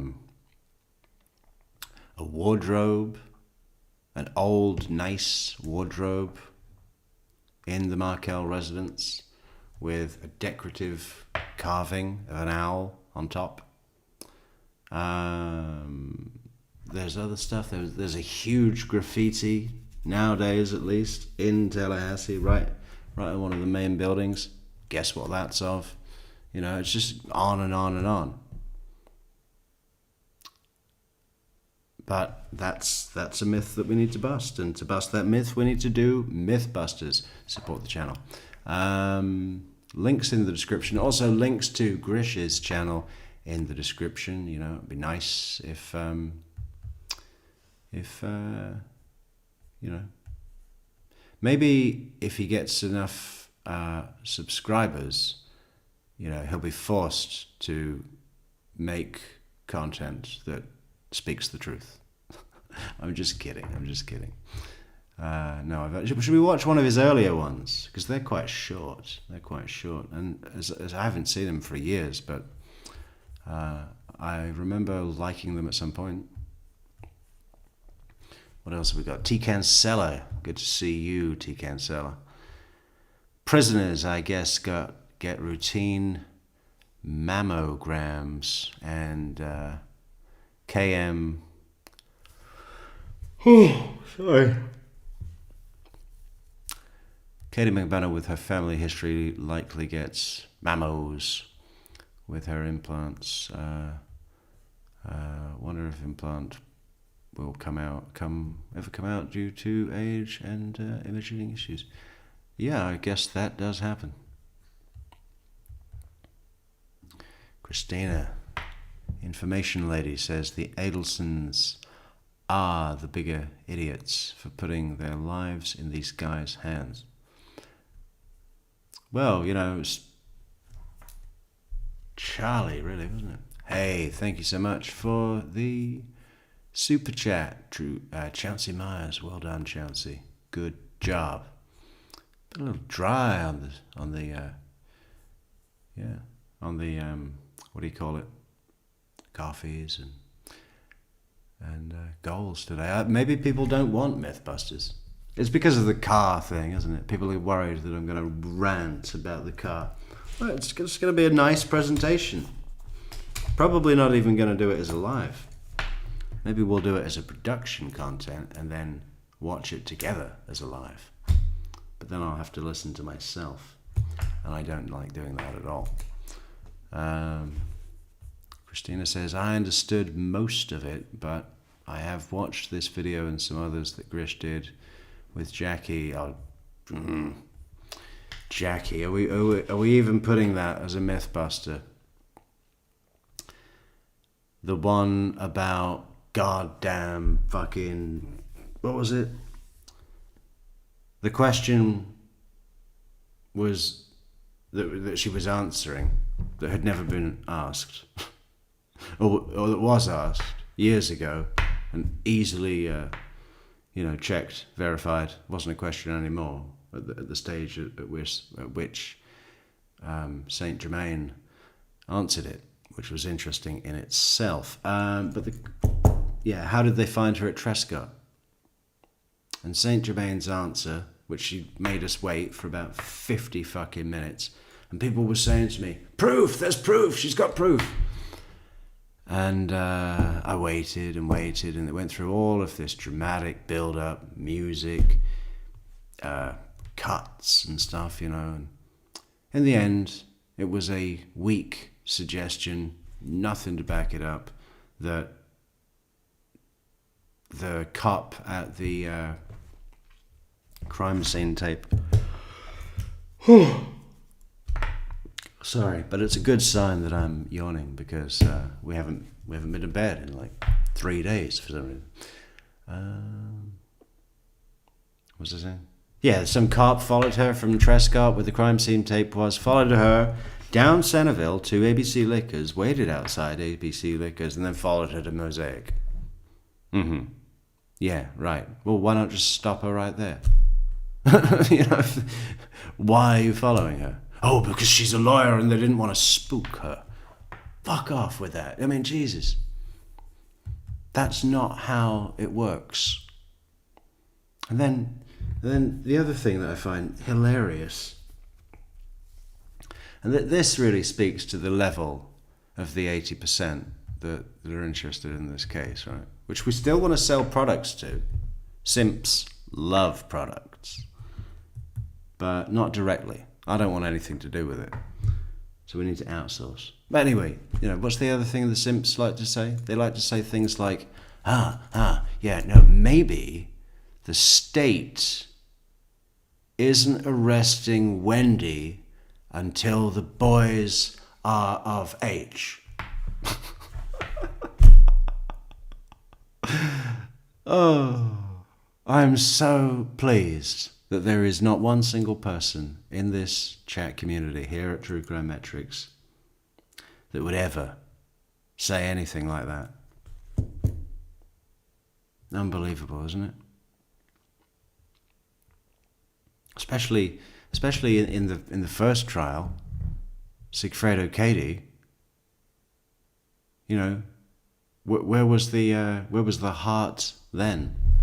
We put both parents on trial. I'm sorry. And I believe that was partly the reason that Katie got a mistrial, right? Because one of the jurors was not able to square themselves with taking both parents away. But that's a juror. A juror. They're well, you know, technically they're not allowed to do it, but there's nothing that can be done, you know. It's almost jury nullification, isn't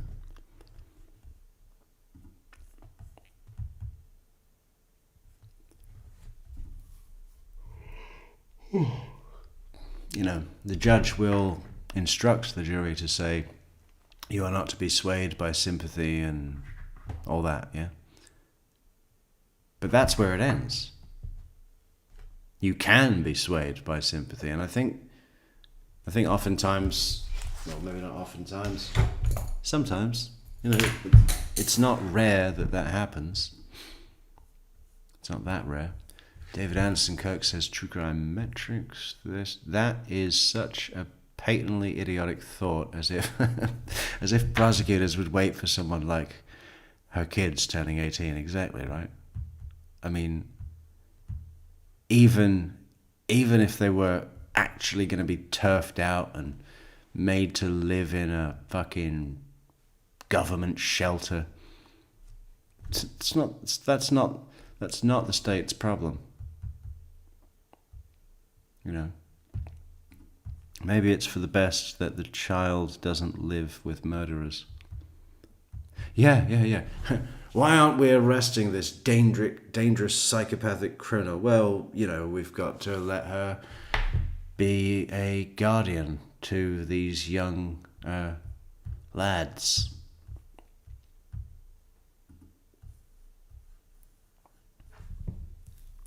Oh, you meant with Lewis? Well, you know, certainly, but the brother.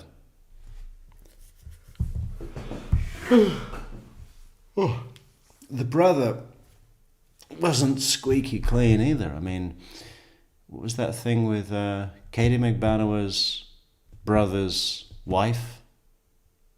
Do I remember that correctly? Christina. Where's Christina with the facts?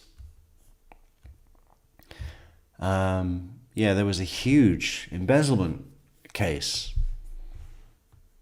I forget how much it was for. I think it was millions. That at least she was running. I don't know if the brother was so involved, or was that right? Was it the brother's wife?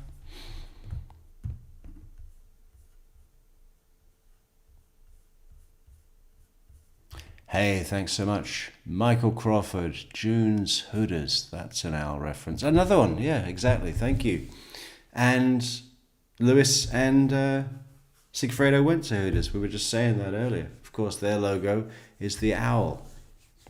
Years ago, I had a vision that Lewis actually went into the Hooters restaurant in full owl costume, you know, a bit like a mascot, you know, feathers, you know, wings and a beak, full owl costume. And he's got the right build. He's got the build of an owl. You know, if ever you found a human being that was appropriate to dress up in full owl costume, it would be Luis Rivera, wouldn't it? 100%. So what else can we do? Should we have a look at some wiretaps? I mean, this is a pretty short show, but that's okay. That's okay.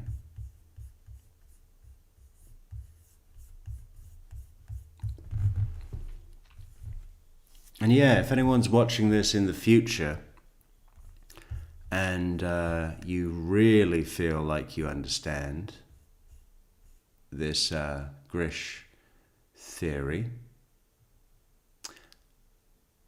I mean, I really didn't even hear... I thought the whole point of the theory was that, okay, maybe that Sigfredo and Wendy weren't banging, but that they had meetings and had been in each other's house and phone calls. I thought that was the point.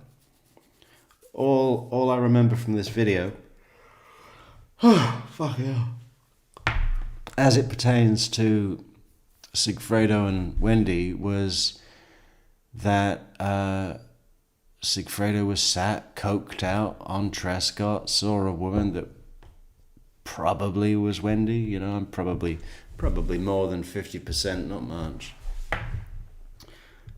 Let's call it 60% certain that it was Wendy. And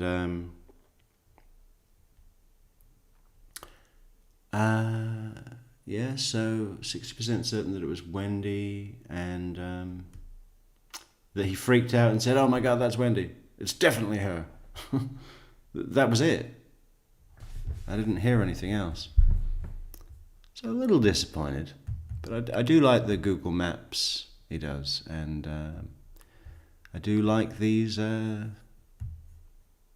like, I don't even know what to call it. Is it CGI? Or doesn't that exist anymore? Everything is AI now.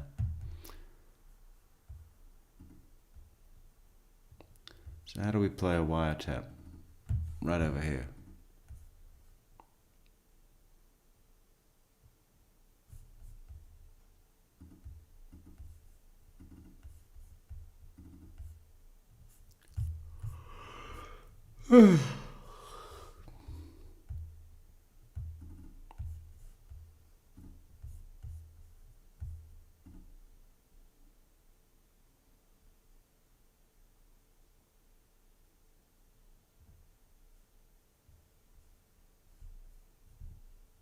Moved into the new house. The lawyer, I have no idea.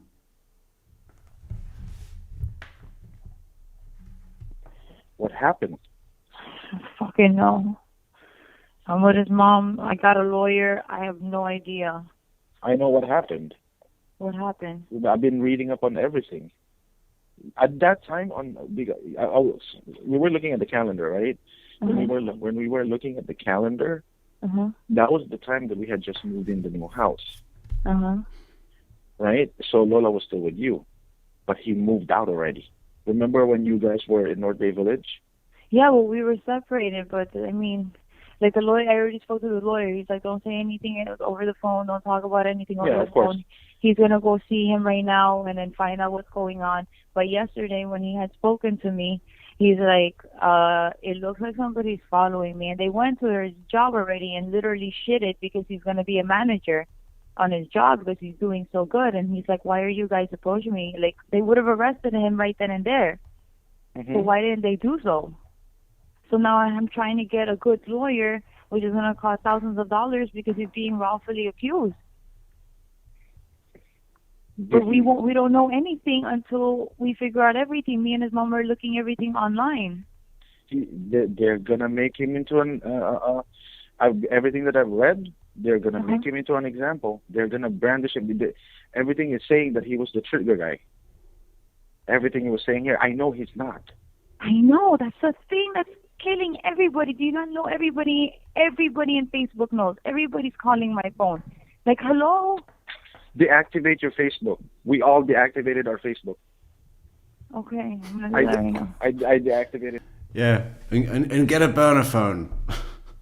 Another one. Just deactivate Facebook.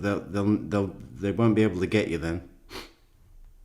Oh, you got Facebook? No, get rid of it today. Mine, I Samantha deactivated it because there's tags. We deactivated everything that we have. You know they're gonna call all of us. I know. Correct. Yeah. They knocked. They're not gonna. I haven't been in the house because I'm so scared. I can't do this with my kids. You want to take the kids to my house? I'm here. Like I'm actually pretty close to you. I'm not gonna tell you where, but like. No. We're gonna be out of town. We're going out of town. Yeah, and it's Kaylee's birthday. We were leaving tomorrow. But there's like his mom was just telling me there's a reward, so somebody's pointing a finger on him. Yeah, $125,000. That's why. $125,000 to conviction. And then hello, look at his record. It's the last time he's ever gotten a record was years ago. Yeah, but it doesn't matter. Doesn't matter. I know he's gonna get pinched no matter what because of him. And then cocaine. If he knew, come on, he's not stupid enough to have that. This is why cops plant things on you.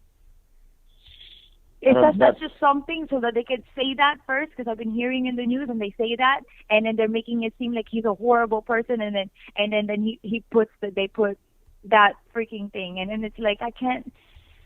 But are you sure? Are you sure he didn't have that? Are you sure? No, I won't stick you. I'm not on the phone. No, I'm positive. Why would he have that? He would be stupid enough to do anything like that. Stupid enough. Why would he even carry that on him? He said it's in the wallet. He said he had it in his wallet. Yeah, come on. They take his wallet. They take his thing. They're gonna beat him up. He got beat up already in Treasure Island before. That's nothing new. They're gonna beat him up because of his record. He's always gonna have that, and this is why I tell him, it's not that I hate you going out. It's that people stop you. You're a magnet. Yes, it's like you have to understand that you're a father. It's not me being a bitch to you. But now what?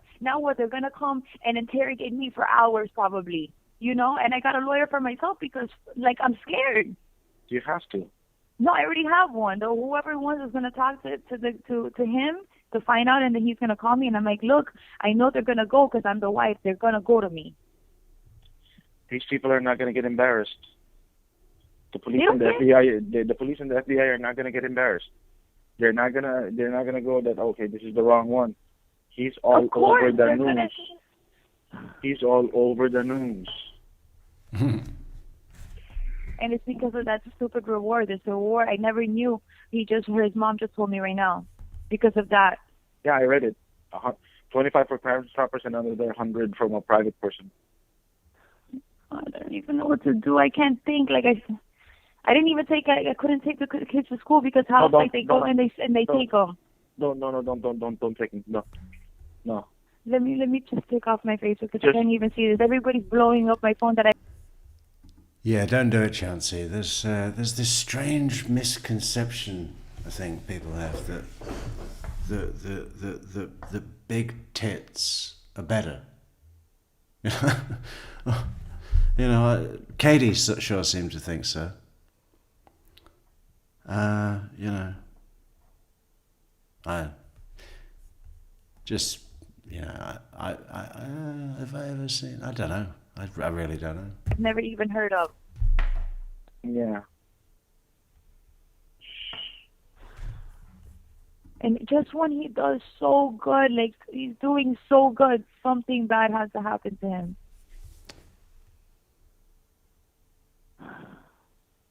And Were they're you gonna with have him? to. Were you with him? You see, David knows. David says, I don't even need to know what you look like to tell you that you don't need implants. I don't at all like what kind of innate dysmorphia we all face due to marketing and society. Yeah, like anything cosmetic surgery. Fuck off. You know, anything. It really should be a practice, an area of medicine reserved for necessary facial reconstruction from car accidents. You know, that's the only place that it has value in society. In a society that I want to be part of. You know what I mean? It's fucking, you know, all the rest of it is commerce. And it's a commerce that depends on putting pressure on people's insecurities. Not to make them feel better, but to get them to pay shitload of money. You know? And when a society has that level of capitalism at its heart, it's not a nice thing. How do you find anything genuine? You know? They plague fucking cosmetic surgeon, you know, on Rodeo Drive or Fort Lauderdale, wherever they are, right? All those places. What was it in? They plague and prey on people's, you know, deepest insecurities and vulnerabilities psychologically. And as a wider society, we're all complicit in it. You know? Even the people that disagree. So, yeah, fuck all that. He got arrested? No. No. Have He you went talked to to go. No, somebody showed up in his job 2 days ago. And then I was working from home and somebody knocked on my door. And then I was calling his job. I was like, hey, but nobody picked up. His coworker picked up the phone. And I was like, there's somebody outside and I'm by myself. I'm really scared. They're banging on my door because they see my car. And then when I was like, should I call the cops? Should I see? Because they're not saying who they are, you know? And then he's like, somebody just pulled them out. And I was like, okay, but then he ended up calling me after, and he's like, okay, chin implants are fine, Matt Mello. In fact, I think they should be mandatory. You know, then nobody, you know, if everyone's got a ridiculously large chin, you know, maybe that's the answer. Maybe the answer is we all have maximum plastic surgery, paid for by the state, but you have to get everything. Have you seen those documentaries where people get obsessed with it and they start coming back and back and back, and in the end they're not even a person anymore. The guy running the documentary was talking to the surgeon and he's got this guy that just looks like a fucking, I mean, I don't even know what, he called him a creation of the doctor, of the surgeon. And he was, right? It's a brand new thing. Whatever. And then I told him, I was like, try to get a lawyer because I'm going to have a lawyer if they approach me, because I'm not saying anything or not talking anything. I know my rights. And then he told me, he's like, okay. And then I spoke to a lawyer, and then nothing. After that, they didn't do anything. But then I always had a feeling that they're watching me. Like, he knows. Yeah, they are. And then he went to go get a couple things in the house because we're leaving, to go for Kaylee's birthday. So then he calls me. He's like, I think I'm getting followed because I exited and they're still around there. So I'm like, oh my God. And then his phone is off. So I'm like, okay, I'm afraid because I know he got beat up before. Can you pick it up for me, Mom, please? Or I'll call back. And then now I'm trying to figure out, and then I've been talking to one of his close friends, and then he gave me the number to a good lawyer. I was like, look, you're going to have to represent me too, because... Yeah. Well, that was a good, at least you're starting somewhere. He gave me the number to what he described as a good lawyer, which sounded like it might come in handy at this point. The thing is, they're doing this just because of his record, and apparently now I know because of some stupid reward. But cocaine, now they throw that so that they can say something bad, that he's a bad person. Shit. Take care of the kids. Focus on the kids. I know. Make sure that school's almost done anyways. I know. Let's focus on protecting the kids. I know. We're not going to be that far away this weekend. So if anything, just give me a call. I'm just afraid, he's there all alone and he's probably what the fuck is happening? Well, he's committed enough sins in life that sooner or later it's going to catch up on you. Yeah. Not for so. That's always been my point, with Sigfredo Garcia. It's like, if he didn't get life in jail for this, it would have been something else, not too far ahead in the future, right? That guy was about as far away from straightening his life out as you could ever possibly be. No hope of rehabilitation in sight whatsoever. Yeah. No real tragedy there. Lewis, he'll be out in 7 years?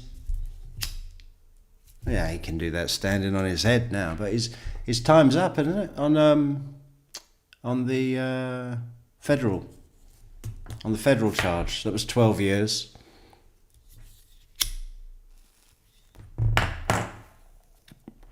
I guess he went away in 2015. That's when his time served counter started. But do you get game time in federal?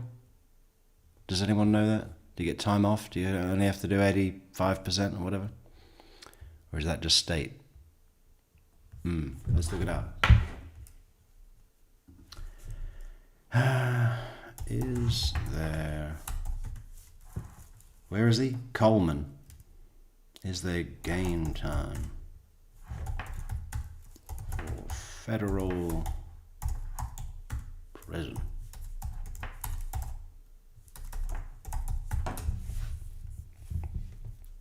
Yes. Federal prisoners can earn time credits under the First Step Act, which allows for potential early release. These credits are earned through participation in approved programs and productive activities. Like what? And can also include good time credits for good conduct. However, eligibility is determined by the prisoner's offence, and certain serious offences such as homicide, sex crimes, terrorism can make a person ineligible for to earn time credits. That sounds like it'd be alright. It's just racketeering.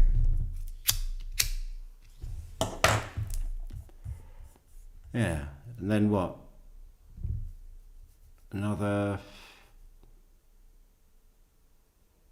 It's only another 7 years.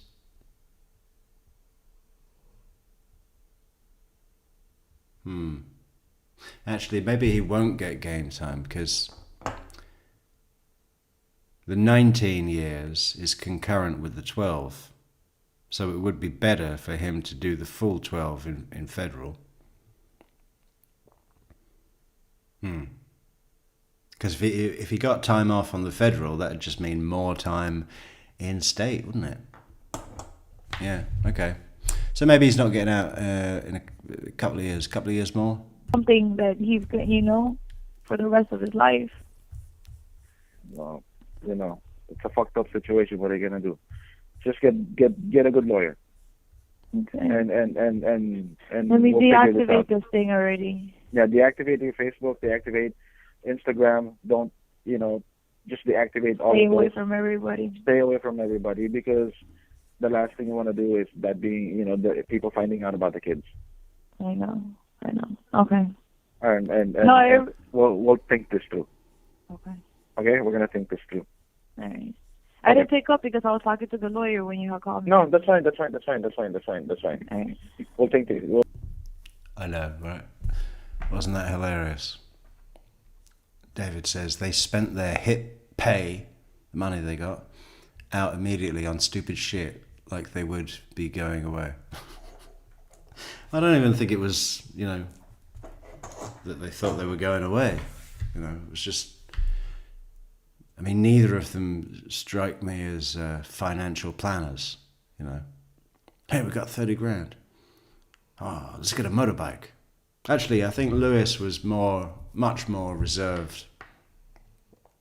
I think he gave most of it to his mother or something, or his baby mama. Not his baby mama. Lewis only bought a Toyota Camry. Used. And a motorbike. A 10-year-old motorbike. I think he paid $2,500 for it, Wasn't exactly extravagant. I think this through, but okay. That you have to make sure that the lawyer's good. Yeah, I know. Okay. Okay. All right. I'll find out what he speaks to him. Okay. Be Is careful. Yeah, definitely. Thanks for your advice. Thanks for taking the time to talk to me. You've got to make sure that your lawyer's good. Yeah. On a murder charge. Yeah, I never knew. Uh-oh. What happened now? Pairing. Nothing. Let's have another call.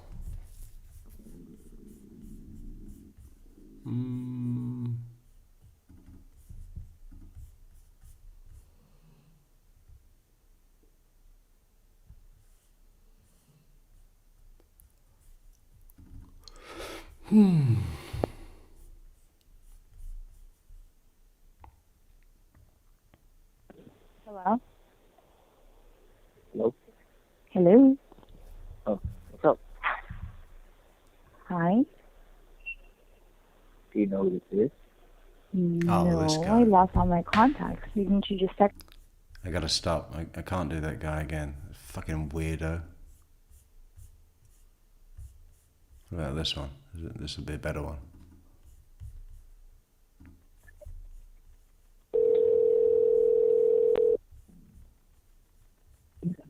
Hello? Hey, what's up? Hey. So is everything okay? Yeah, I mean, I haven't heard or seen anything since I spoke to you. I'm just down here in Lauderhill. Oh, you're working for it today? Yeah. I'm Yeah, he went for a Toyota Camry. You know, reliable, trustworthy. He'll never let you down. Remember that Haitian office? Yeah. Yeah. Oh, you were there till late? Yeah, I won't get out of here till fucking 10 o'clock at night. Yeah, I'm scared. Like, your mom must be, like, freaking out and shit.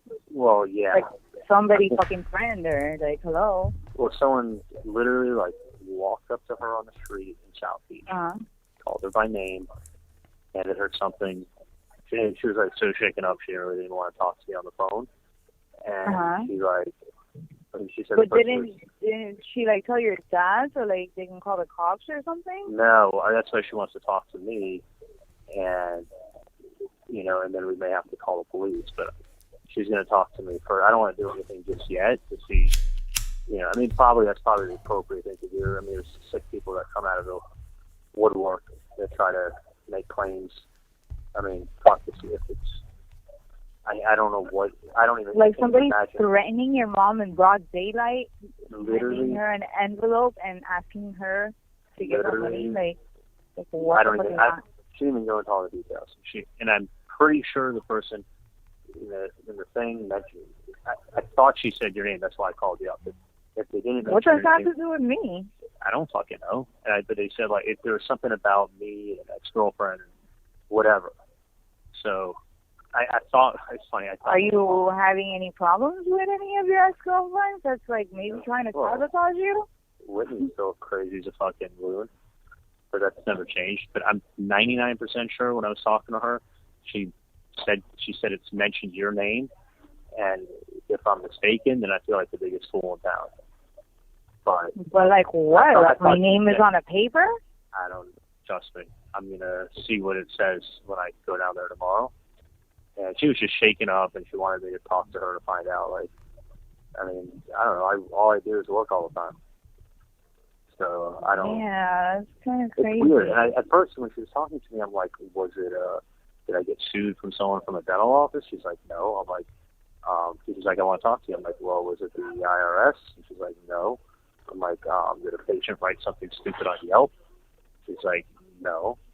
Yeah, but how would they know your mom's name? Like, that's weird. I know her name and knew who she was and walked right up to her. She said the person wasn't threatening. It was very polite. A white male in his 30s. She said she'll remember the face for the rest of her life, and made some very crazy accusations and very crazy demands. And I was like, what the fuck is this about? But she just, like that person just started demanding things from her? I don't even know. She didn't even go into that many details. She just kind of told me that. I thought she'd mentioned your name, but again, I may be mistaken until I go talk to her and see what they wrote. And then the kids were in the background; they were making noise. So I'm like, all right, I'm coming down tomorrow. Your mom said to talk to me? What's that? Your mom said to talk to me? No. I'm gonna go down. I said the kids were in her background, not your kids. Oh. And I was like, let me just. I'm like, no, I'm just gonna go. Yeah, Mom wants to talk to me. I mean, who knows? I mean, if it was another girl's name and not your name, I'm going to feel like an idiot. But for some reason, I thought. Yeah, like, I have no problem with you whatsoever, so. Yeah, no, that's why I'm very. Unless that's what I'm saying. Maybe you have a crazy ex-girlfriend that's like. Yeah, like, who goes to someone's parents? Like, dude, if someone has a problem with me, that's the only. Yeah. I'll talk to your mom, but. The odd thing keep running through my head is that obviously, I think it's just some sicko from the newspaper looking people up, because the only reason is that if it had anything that come from me or involved. Hey Harley, how you doing, man? Harley says, I gave the chat a like to support TCM. If y'all are going through Grisch's theory, I don't have the bandwidth to keep up. We're not. We tried. It didn't really... I didn't get it. I have... If it's possible to understand by anyone, now or in the future, reach out to me on Discord. Help me understand. Or email truecrimemetrics@gmail.com. You know, and send us anything. Anyone can send us anything. If you want a special case, you know, we're looking for the next case. Well, I'm not really. I've got a fucking stack to get through. What are we doing next? Dad detectives.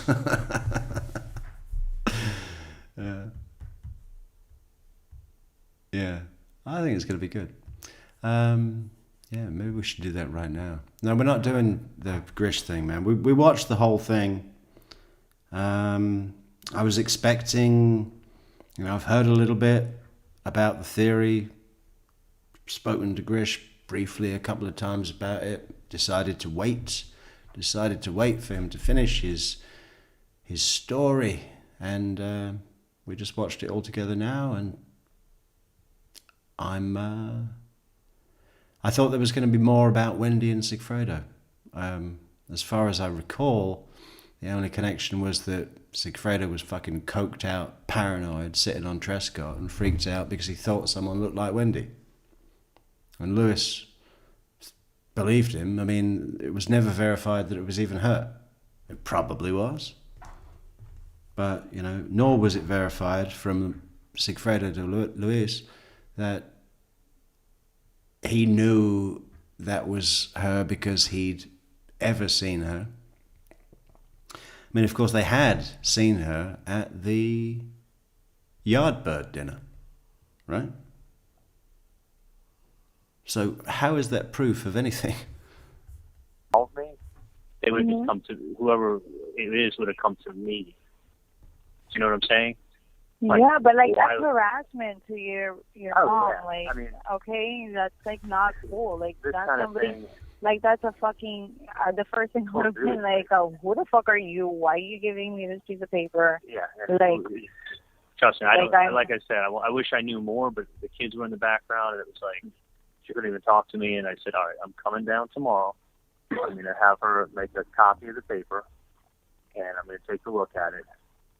And I don't like. Yeah, but it's kind of like you shouldn't let something like that linger. Like, is she going to be in a safe place? Like, well, no, they have a very safe building. I mean, the person came up with her on the street. Like, I know, but you don't know how was, crazy it is. Like, whoever it was, fucking crazy people out there. And you got to realize it's south of Fifth. It's not like you're in the fucking. I mean, south of Fifth is on lockdown. There's cops on every other street of south of Fifth. There's cops that they just keep south of Fifth sitting there. So it just was crazy. Yeah. Isn't that funny, huh? I noticed that. When you live in a posh area, that there's more cops there than in the rough area. Protect the money, you know? Protect the fucking money. South and Fifth, there's a cop on every corner, apparently. Waiting to protect the rich. Somebody would just walk. Someone knew who she was, knew where she'd be, at what time she'd be there. That's why I'm afraid. Like, hello, like, how can it be that, like, things like that? Someone knew who she was, where she would be, what time she would be there. Yeah, well, that sounds like the cops then, doesn't it? That is stuff that you see on fucking TV. Like, that's why I'm scared. That's why I'm, like, calling you back, because it's like, well, that's how I know. Yeah, you have a safe place. Yeah, I know, but if someone wants to find you, they find you. It doesn't matter who you are or where you are, unless you're the President of the United States. If they want you, they get you. I know, but why would they threaten your mom? Well, I don't know what exactly they threatened. I think it was just more of a demand. So what I'm saying is I don't know, and I'm going to find out tomorrow. I thought my mom said that the letter had mentioned your name, but this is a weird thing that keeps running through my head. If it mentions your name, and obviously you're my ex, why wouldn't the person just come find me and talk to me? I'm easy to find. Like, come find me, come talk to me. Why deal with my mom if it involves one of my exes? Like, I don't even know why she fits into anywhere in all this. It's the whole thing is very. Yeah, you don't. I mean, you don't think that it's a little obvious that she was identified as the most neurotic, weakest link, the one that would panic, the one that would run and do something rash, you know. If that guy, Charlie Adelson, right, as fucking thick shit as he is, if Sammy, the undercover, had come up to Charlie Adelson, he'd have known. He'd have smelt carp, you know. Hey, is that bacon? I think I smell bacon. Don't say that to Professor Markel. I mean, you know, anymore. I mean, you know, at the start of their relationship, bacon, bacon, bacon, right? I want a bacon double cheese with extra bacon. And instead of a burger, I want bacon. And instead of the cheese, bacon. No bun, bacon. Just give me a fucking fistful of bacon. Yeah, I don't think anybody's gonna talk about me. Like, I'm like your 100th ex. Yeah, you're like 85. You've gone out with probably every Katie in the world. Bro.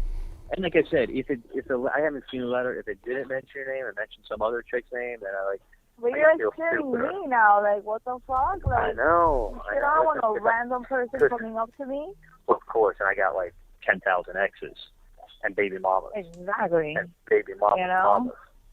So it could and be one of my baby mamas. like, yeah, but it's like that's it's for somebody to come Well, up to your mom and it's stuff odd. like that, and like in broad daylight, that's scary. Yeah. Anytime a stranger does that, that's scary. And hands me an envelope. So hang on, I got to sign something. Where am I signing? That wasn't a root tip. That was bony sequestration. That's what it was, right? I mean, you should. All right, man. Have a good one in Oxford. It's funny to think of the word Oxford being said in a Mississippi accent.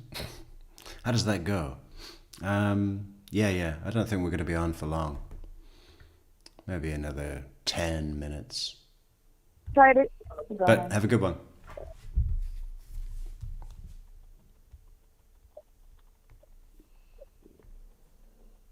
Yeah. Anyway, I just was going to... I mean, you listen, should try. You should try to like talk to your mom now and make sure that she's okay. I mean, not talk to her. She's but fine. Like, She was just she's startled. nice. And it's hard to get her on the phone because of the kids. That's why I'd rather just talk to her in person. So No, I'm that's gonna. what I'm saying. Like, you should try to talk to her tonight. Like, I don't Yeah, know. but sometimes it's hard to talk on the phone because of the kids. No, I know. But I'd don't rather talk to her on the phone. Talk to her. Go see her. Well, like, that's your mom. I know, but I'm not going to get down there till 11 o'clock, and then my dad's going to, I don't even know if she wants to say anything to my dad because she doesn't want to upset my dad. That's why she wants to talk to me to see what, and I'm curious as hell. I have no idea what anything can involve you or any other ex or what it's involved. Part of me wants to go down there, and other parts, like, she doesn't want to say anything to my dad. She wants to, like, ask me if I know of anything or if anything's, probably pick my brain first and then talk to my dad. But I'll see. If it did mention your name, I'll let you know. If it didn't mention your name, then I'll try to find out which one of my other 87 exes it could be. That's I all. didn't have anything to do with you. I have a very good relationship with you. So It's not that. I just don't want to. I'm not. I want to listen. I'll keep you in the loop if you're in the loop. If you're not in the loop, you're not in the loop. So if it mentions your name, when I see it, Did I'll you tell start you. calling every ex you have? What's that? Did you start calling every ex you have? Because I'm going to be on the phone for like 3 days. Listen. Yeah. If it mentions your name. I'm slammed here at the office. If it mentions your name, I'll come see you tomorrow and show you what it says. If it doesn't, I'll probably show you what it says anyway and pick your brain, because you're like one of my best friends. So no worries. At least it's not the IRS or is it because I work for you? I got no fucking clue. I mean, I think the thing is there's someone looking for money. There's a lot of fucking whack jobs out there. Another Buckeye. William Santiago 166. Hello. let me call you back. I'm still at the office, but I'll definitely, after I see what it is, if it has anything to do with you, then I will definitely reach out to you tomorrow. What do you guys do with me? Like, oh my God, you. Yeah. Did we talk about this last night, B-Rabbit? And I think someone in the comments today was also like, finally, they're coming to me with the truth. People are starting to see. Wendi played her ma, pa, and bro like fiddles. She out-fiddled the fiddler trio. Yeah, absolutely. And there's still some people out there that are going, oh, she must regret this terribly. Oh, you don't know who you're dealing with. People actually project their own human emotions onto Wendi Adelson as if she were capable of feeling any of them.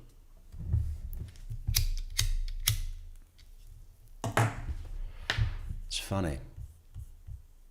The big one at the moment is people are confusing Georges, right? There's Amazon Web Services George, the guy that looks like the bad guy in Indiana Jones and the Temple of Doom. Should we bring up that guy? You know, has he got a bit of money? Probably.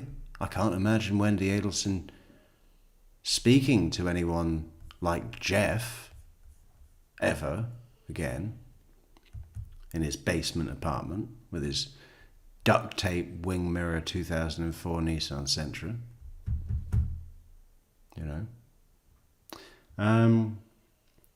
But it's not the George that's the billionaire or son of a billionaire that sold his company for whatever it was and paid his baby mama $3 million to disappear. You know, if you can write someone a check for $3 million and just say, listen, get out of my life, God. How many checks would I have written? $3 million checks. God, everyone would be getting one. Be handing out $3 million. Here's $3 million. Get the fuck out of my life.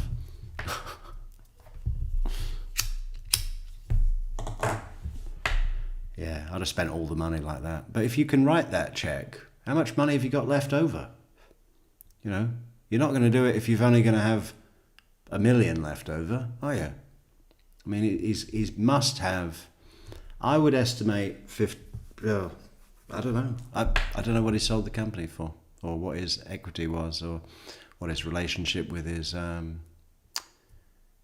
billionaire father, or whatever. But those are two different people, and everyone's running around saying, "Oh, she's trying to marry billionaire George so that he'll be able to pay for her legal fees." It's unbelievable, you know? Where do people get this? She's got a shitload of money. Her family's got a shitload of money, even with all the expense. Even after Harvey Adelson writes $723,000 check to the prosecution for their costs, which I think is modest. You know, the state's going to be swallowing a lot of costs for sure.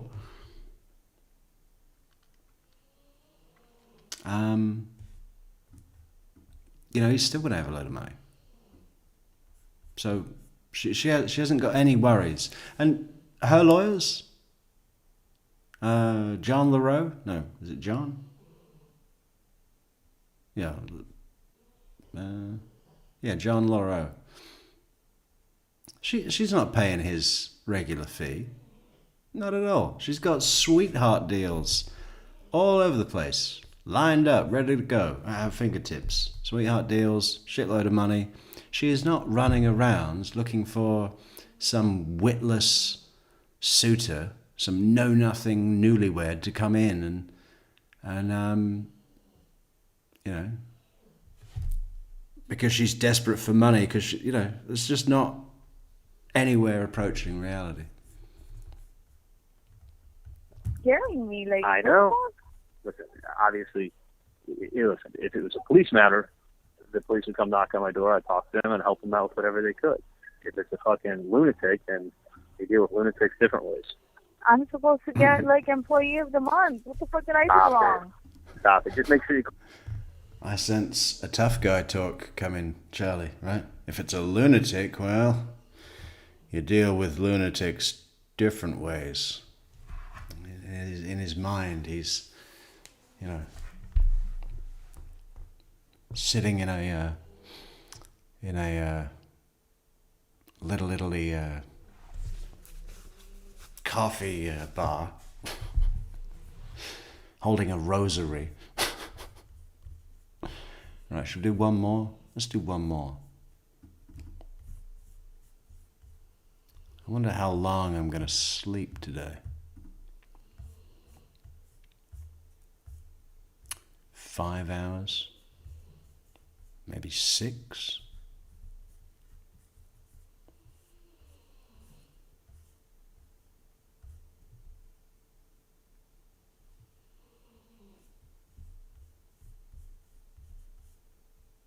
I'm looking for ones that aren't just a minute long, because that's too much to deal with.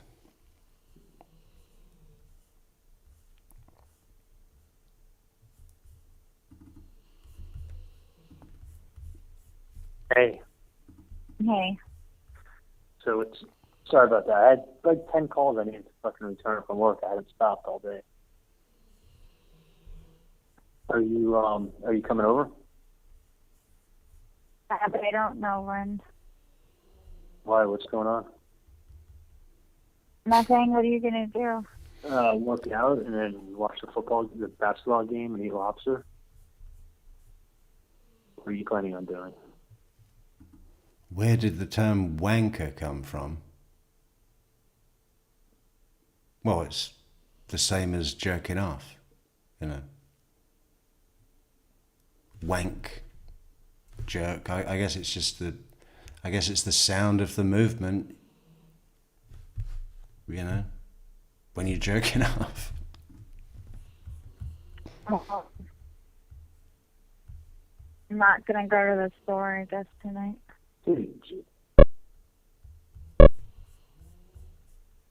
You're being really weird.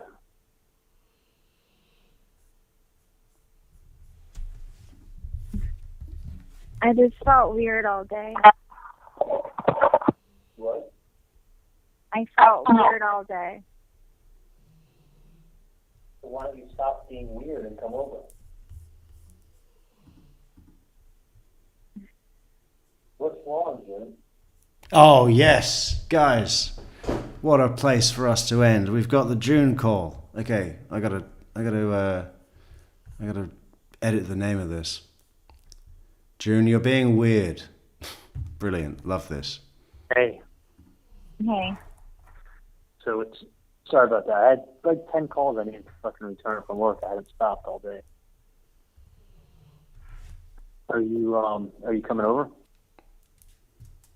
But I don't know when. Why? I had 10 calls that I had to return from work. I haven't stopped all day. How many times do you think she's heard that kind of transparent excuse? That means my other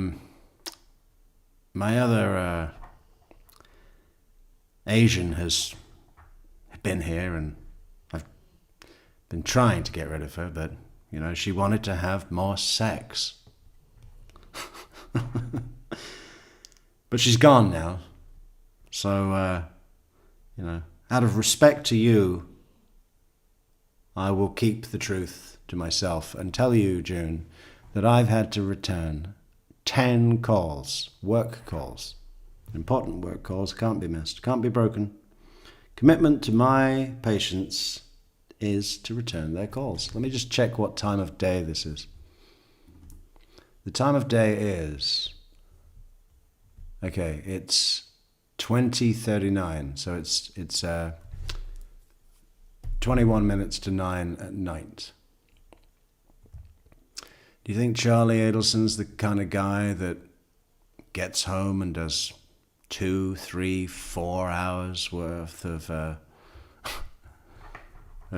work calls? Yeah, I don't.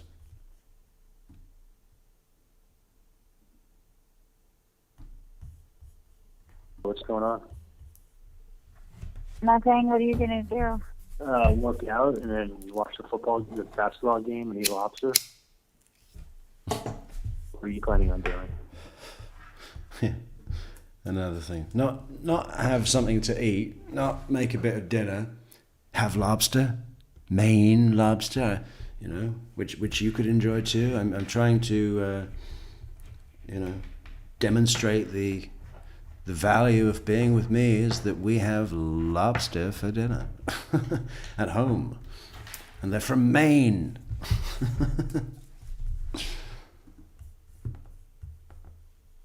I'm not gonna go to the store, I guess, tonight.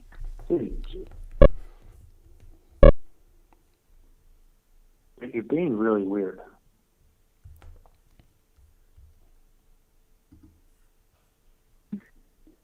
I just felt weird all day. What? I felt weird all day. So why don't you stop being weird and come over? What's wrong, Jim?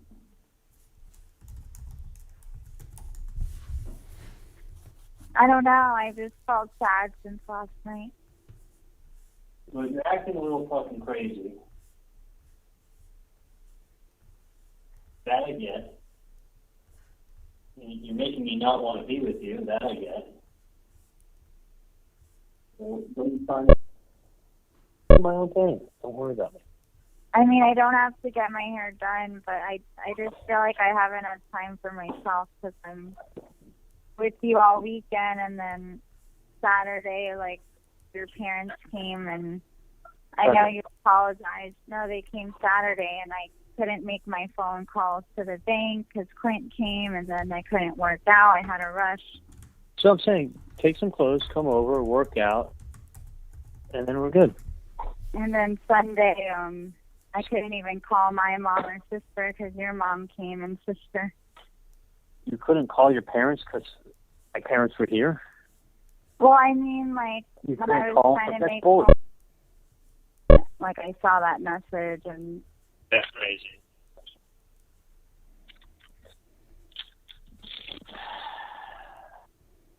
So we had a nice weekend, so let me get that crazy. what?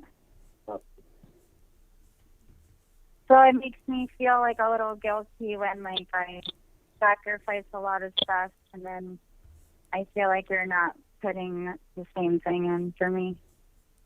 June. June, at what point in time was this not a one-way relationship?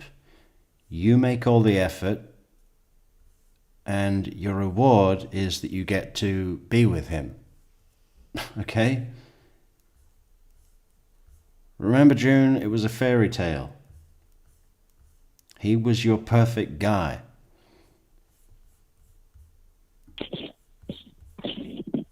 I understand what you're saying, but you're wrong.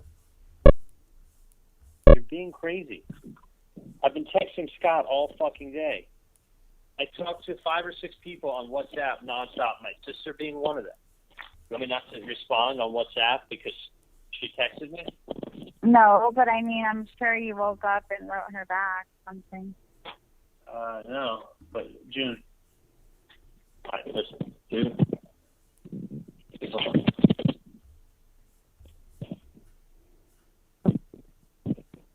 And I just feel like you'd rather be with her or something. So when you're acting the way you are, yeah, you are right. I would rather be with her. No, before I acted like this. Translate. Comply to my wishes, June. There will be consequences if you refuse to comply, June. When you're acting like you are, yeah, you're right. I would rather be with her. I think I might give her a call. Is that what you wanted, June? Look what you made me do, June. June, you're making me want to be with other girls. That's what you're doing, June. Unbelievable. Imagine the first time Georgia Kappelman listened to this, huh? God. June, you're being weird, June. No, when you're acting like this, I really would rather do it. I'm not gonna lie, because you're constantly giving me a hard time about things. The fault is on you, June. You chose to act like this. And I'm being honorable by telling you that you're being retarded. That don't even exist, that are like in your head. So. How does that not exist?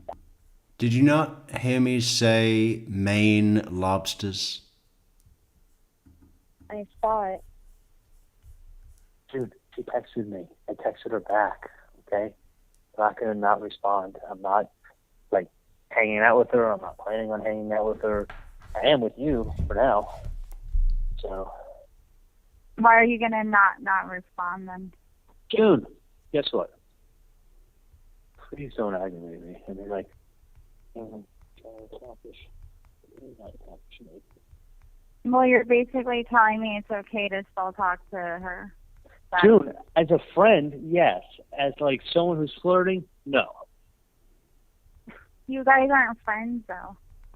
I knew her before we hooked up. I was friends with her before I met you. I need to be rude to anyone I've ever spoken to. I was friends with her. You don't have to be rude, but like you slept with her while you're with me. Well, you told me before I left on the trip, you can sleep with whoever you want because it's not like we're together. That didn't count then for you? Well, could you say that to me? I probably did, but that's not the only And when thing I said I love you, Yeah. She was being demonstrative of how aware she is of your philandering, how unhappy she is that you don't consider her feelings. Well, I guess when you're away, you could get to sleep with whoever you want, you know. She was finding a way to express how deeply hurt she was by your actions.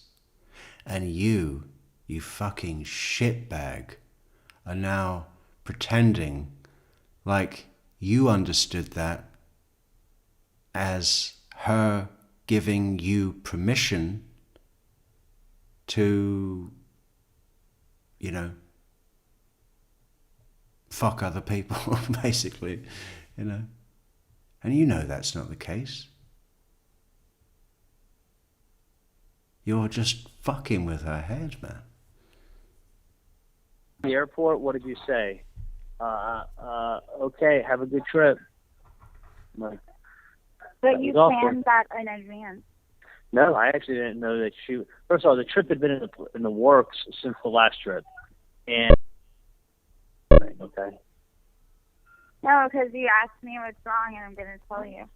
Okay, I'll tell you what's wrong. You're aggravating me. You act like I make stuff up in my head. Like I'm not. It's not okay to be upset that you slept with her. Like during. And you're telling me you couldn't call your mother on Mother's Day because my family was here. That's just stupid. It's either stupid stupid or you're lying. Saying, like I like occupy my time with you a lot, and then you my don't family even was do one thing for me. What would you like me to do? It's to freaking tell her you have a girlfriend. Okay, I will. And like you've told me you are, and you never do it. Yeah. Okay, I will. Yeah. No, sure. I'll definitely do that. I'll call her right now. Yeah. Fine. Fucking. I will. Should I? Next week. June. I have enough going on right now. What was Friday? Like, what are you referencing? Oh, Friday when you wanted to be stupid and tell me that you dated a guy for 6 weeks and he was such a good guy and you slept with a friend of his like the first night you met him when you didn't owe him shit, and you were making me feel like you missed out on a great opportunity to be with some other guy. Like, that's nice. Or then when we go to Bimini Boatyard and you're like, we were having a great time except you're upset about something. Like, stop. Bimini? Yeah. Last time we were there, you bitched the I entire just way home on told a you boat. Friday because, like, I tell you almost everything, and you've been my best friend almost because I see you every day. I didn't want you to take it like that. I don't live on social media. You do. I go. I don't really. I go on fucking WhatsApp to text Scott, and he's telling me how great his life is, and I got you sitting here and complaining nonstop. What do you think I think while I'm talking to him?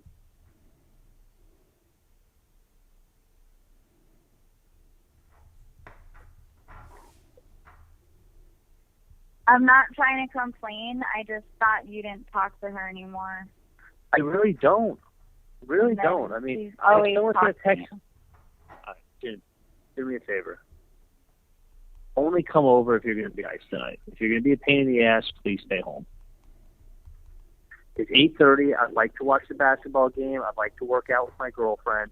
I'd like to eat some Maine lobsters. That's what I'd like to do. You want to fucking complain and bitch and do your hair. So do that, and I'll do me. So complain, bitch, and do your hair with somebody, and we're good.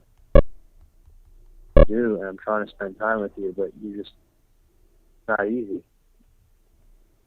Well, it just doesn't make me feel like you do when you're talking to him. I miss the days of having a fucking awesome, smart girl who was beautiful and used to come over and watch the basketball games with me. I do. I'm so happy I have someone who fucking whines and complains and is always upset. That's what I'm grateful for. I'm happy. My life is great now. Well, what would you think if you're... Jill, you make me want to be with other girls. Stop. What would you think, though, if you were me and you saw it? June, I would tell, if you told me they texted you, you know, how was your weekend, and you texted them, it was good. Because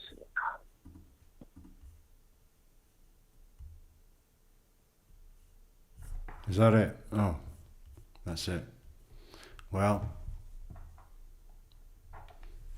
yeah, we should probably cut it off there, right? 5:53, and that's early for me. Early finish. 2 hours 43.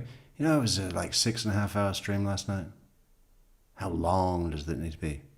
This is what we should be doing. More 3 hour streams. Maybe, baby. But yeah, we'll be back tomorrow, guys. I'm going to try and get a double out tomorrow. I'm going to sleep today. So we can do two. We can do that final piece for the Adelson special. That's going to be very interesting. I should think that'll have a lot of draw, you know. A lot of controversy as well. I might catch some flack, but I'm prepared. You know. Should be interesting. Someone's going to have a problem. That's fine, you know. It's fine. So we've got to prep that. Then we'll do that. Try and get that out a little earlier. It's not going to be a long one, that. And then we'll move on, right? We'll move on. It's going to be the day, the 24th, October 24th, the day we all move on before we come back to the Adelsons again. We're not done yet, are we? We'll be back. Let's just go through these comments. Bellend, ball bag. Okay. I'm glad we're all taking it seriously, David. Well, all frequent in my lexicon. To the shock of most in this here San Francisco Bay Area, California. Be rabbit. Harley says, I was a helicopter pilot in the army and help a guy from Australia make flight simulators. Joe Corrigan. I used to date a girl called Corrigan. I always thought it was a cool name. And I remember one time we watched the Clint Eastwood movie. Hang on, let me check what it is, because my name's Frank, right? Metrix, Frank Metrix. And the Clint Eastwood movie was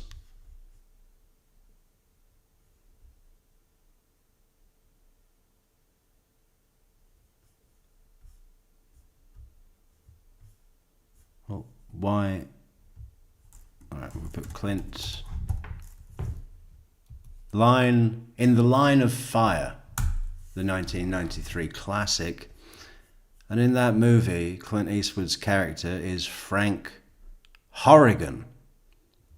But all the way through, because H's tend to disappear and Frank ends with a hard K sound, I thought they were saying Frank Corrigan. But no, then I looked it up and it was with an H, but close.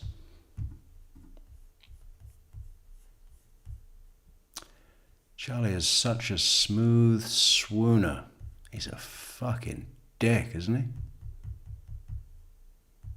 If I was June's dad, right? Oh, I'd be going around there, man. You know, I'd be going around there with a heavy chain.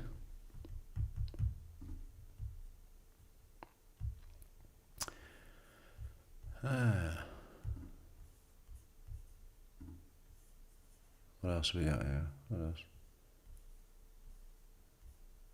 else? Rick's back. Maine lobster, not that Florida shit. Yeah. So, you know, I actually was disappointed when I had lobster.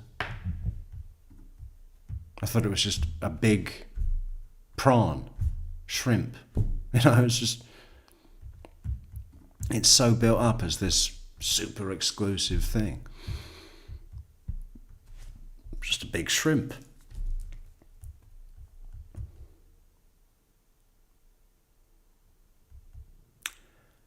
Soft shell crab, on the other hand, Vietnamese style, with a salt and chili batter. Now that's got it going on.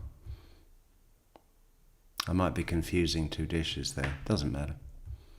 Soft shell crab. I'll take that over lobster any day. And what's the big thing about Maine lobsters then? It's a different species.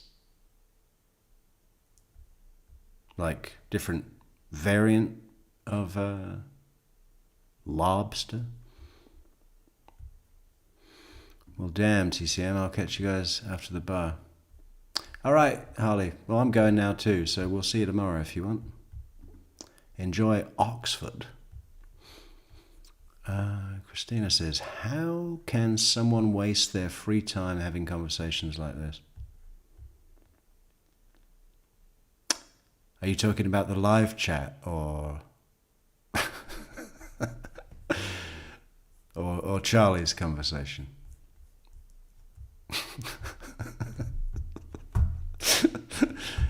You're talking about me, aren't you, Christina? I want to know about the lobster, all right?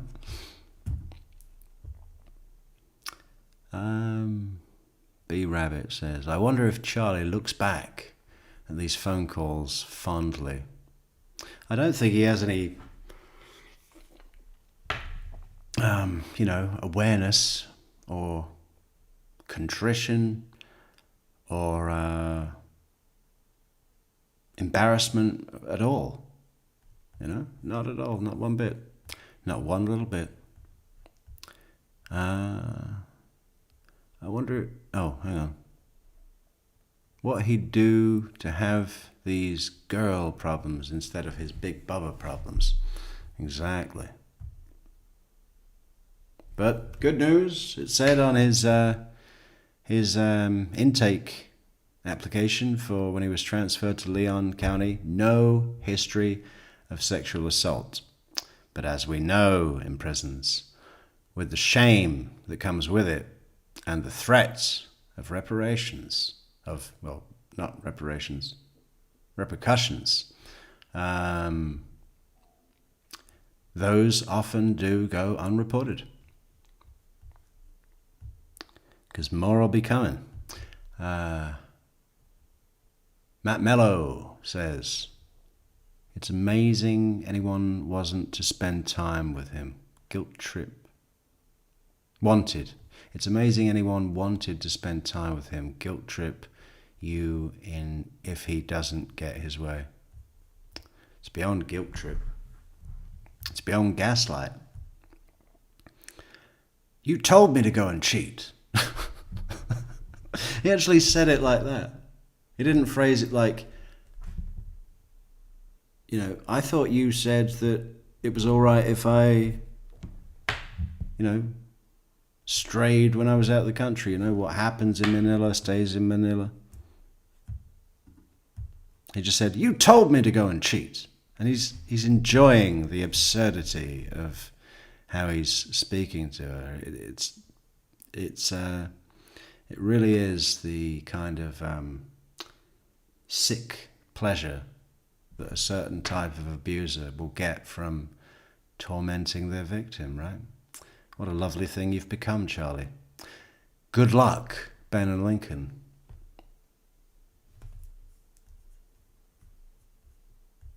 Who were raised by the person that created that fucking mess. Donna. All right. 6:02. That is perfect time. That is perfect time to shut the lights. We're going. Thank you so much for coming, guys. Grisch, what can I say? I mean, hopefully someone's going to come to me and be able to explain what all that was. But I appreciate you taking the time to make the video. It was interesting to have a look. And yeah. Keep doing it, man. Try working on the truth. I'm just playing. Yeah. Thank you, chatters, moderators, supporters, and everybody else. Okay? Have a happy Friday. Have a happy Thursday night. Have a happy evening. And have a safe drive home. Adios.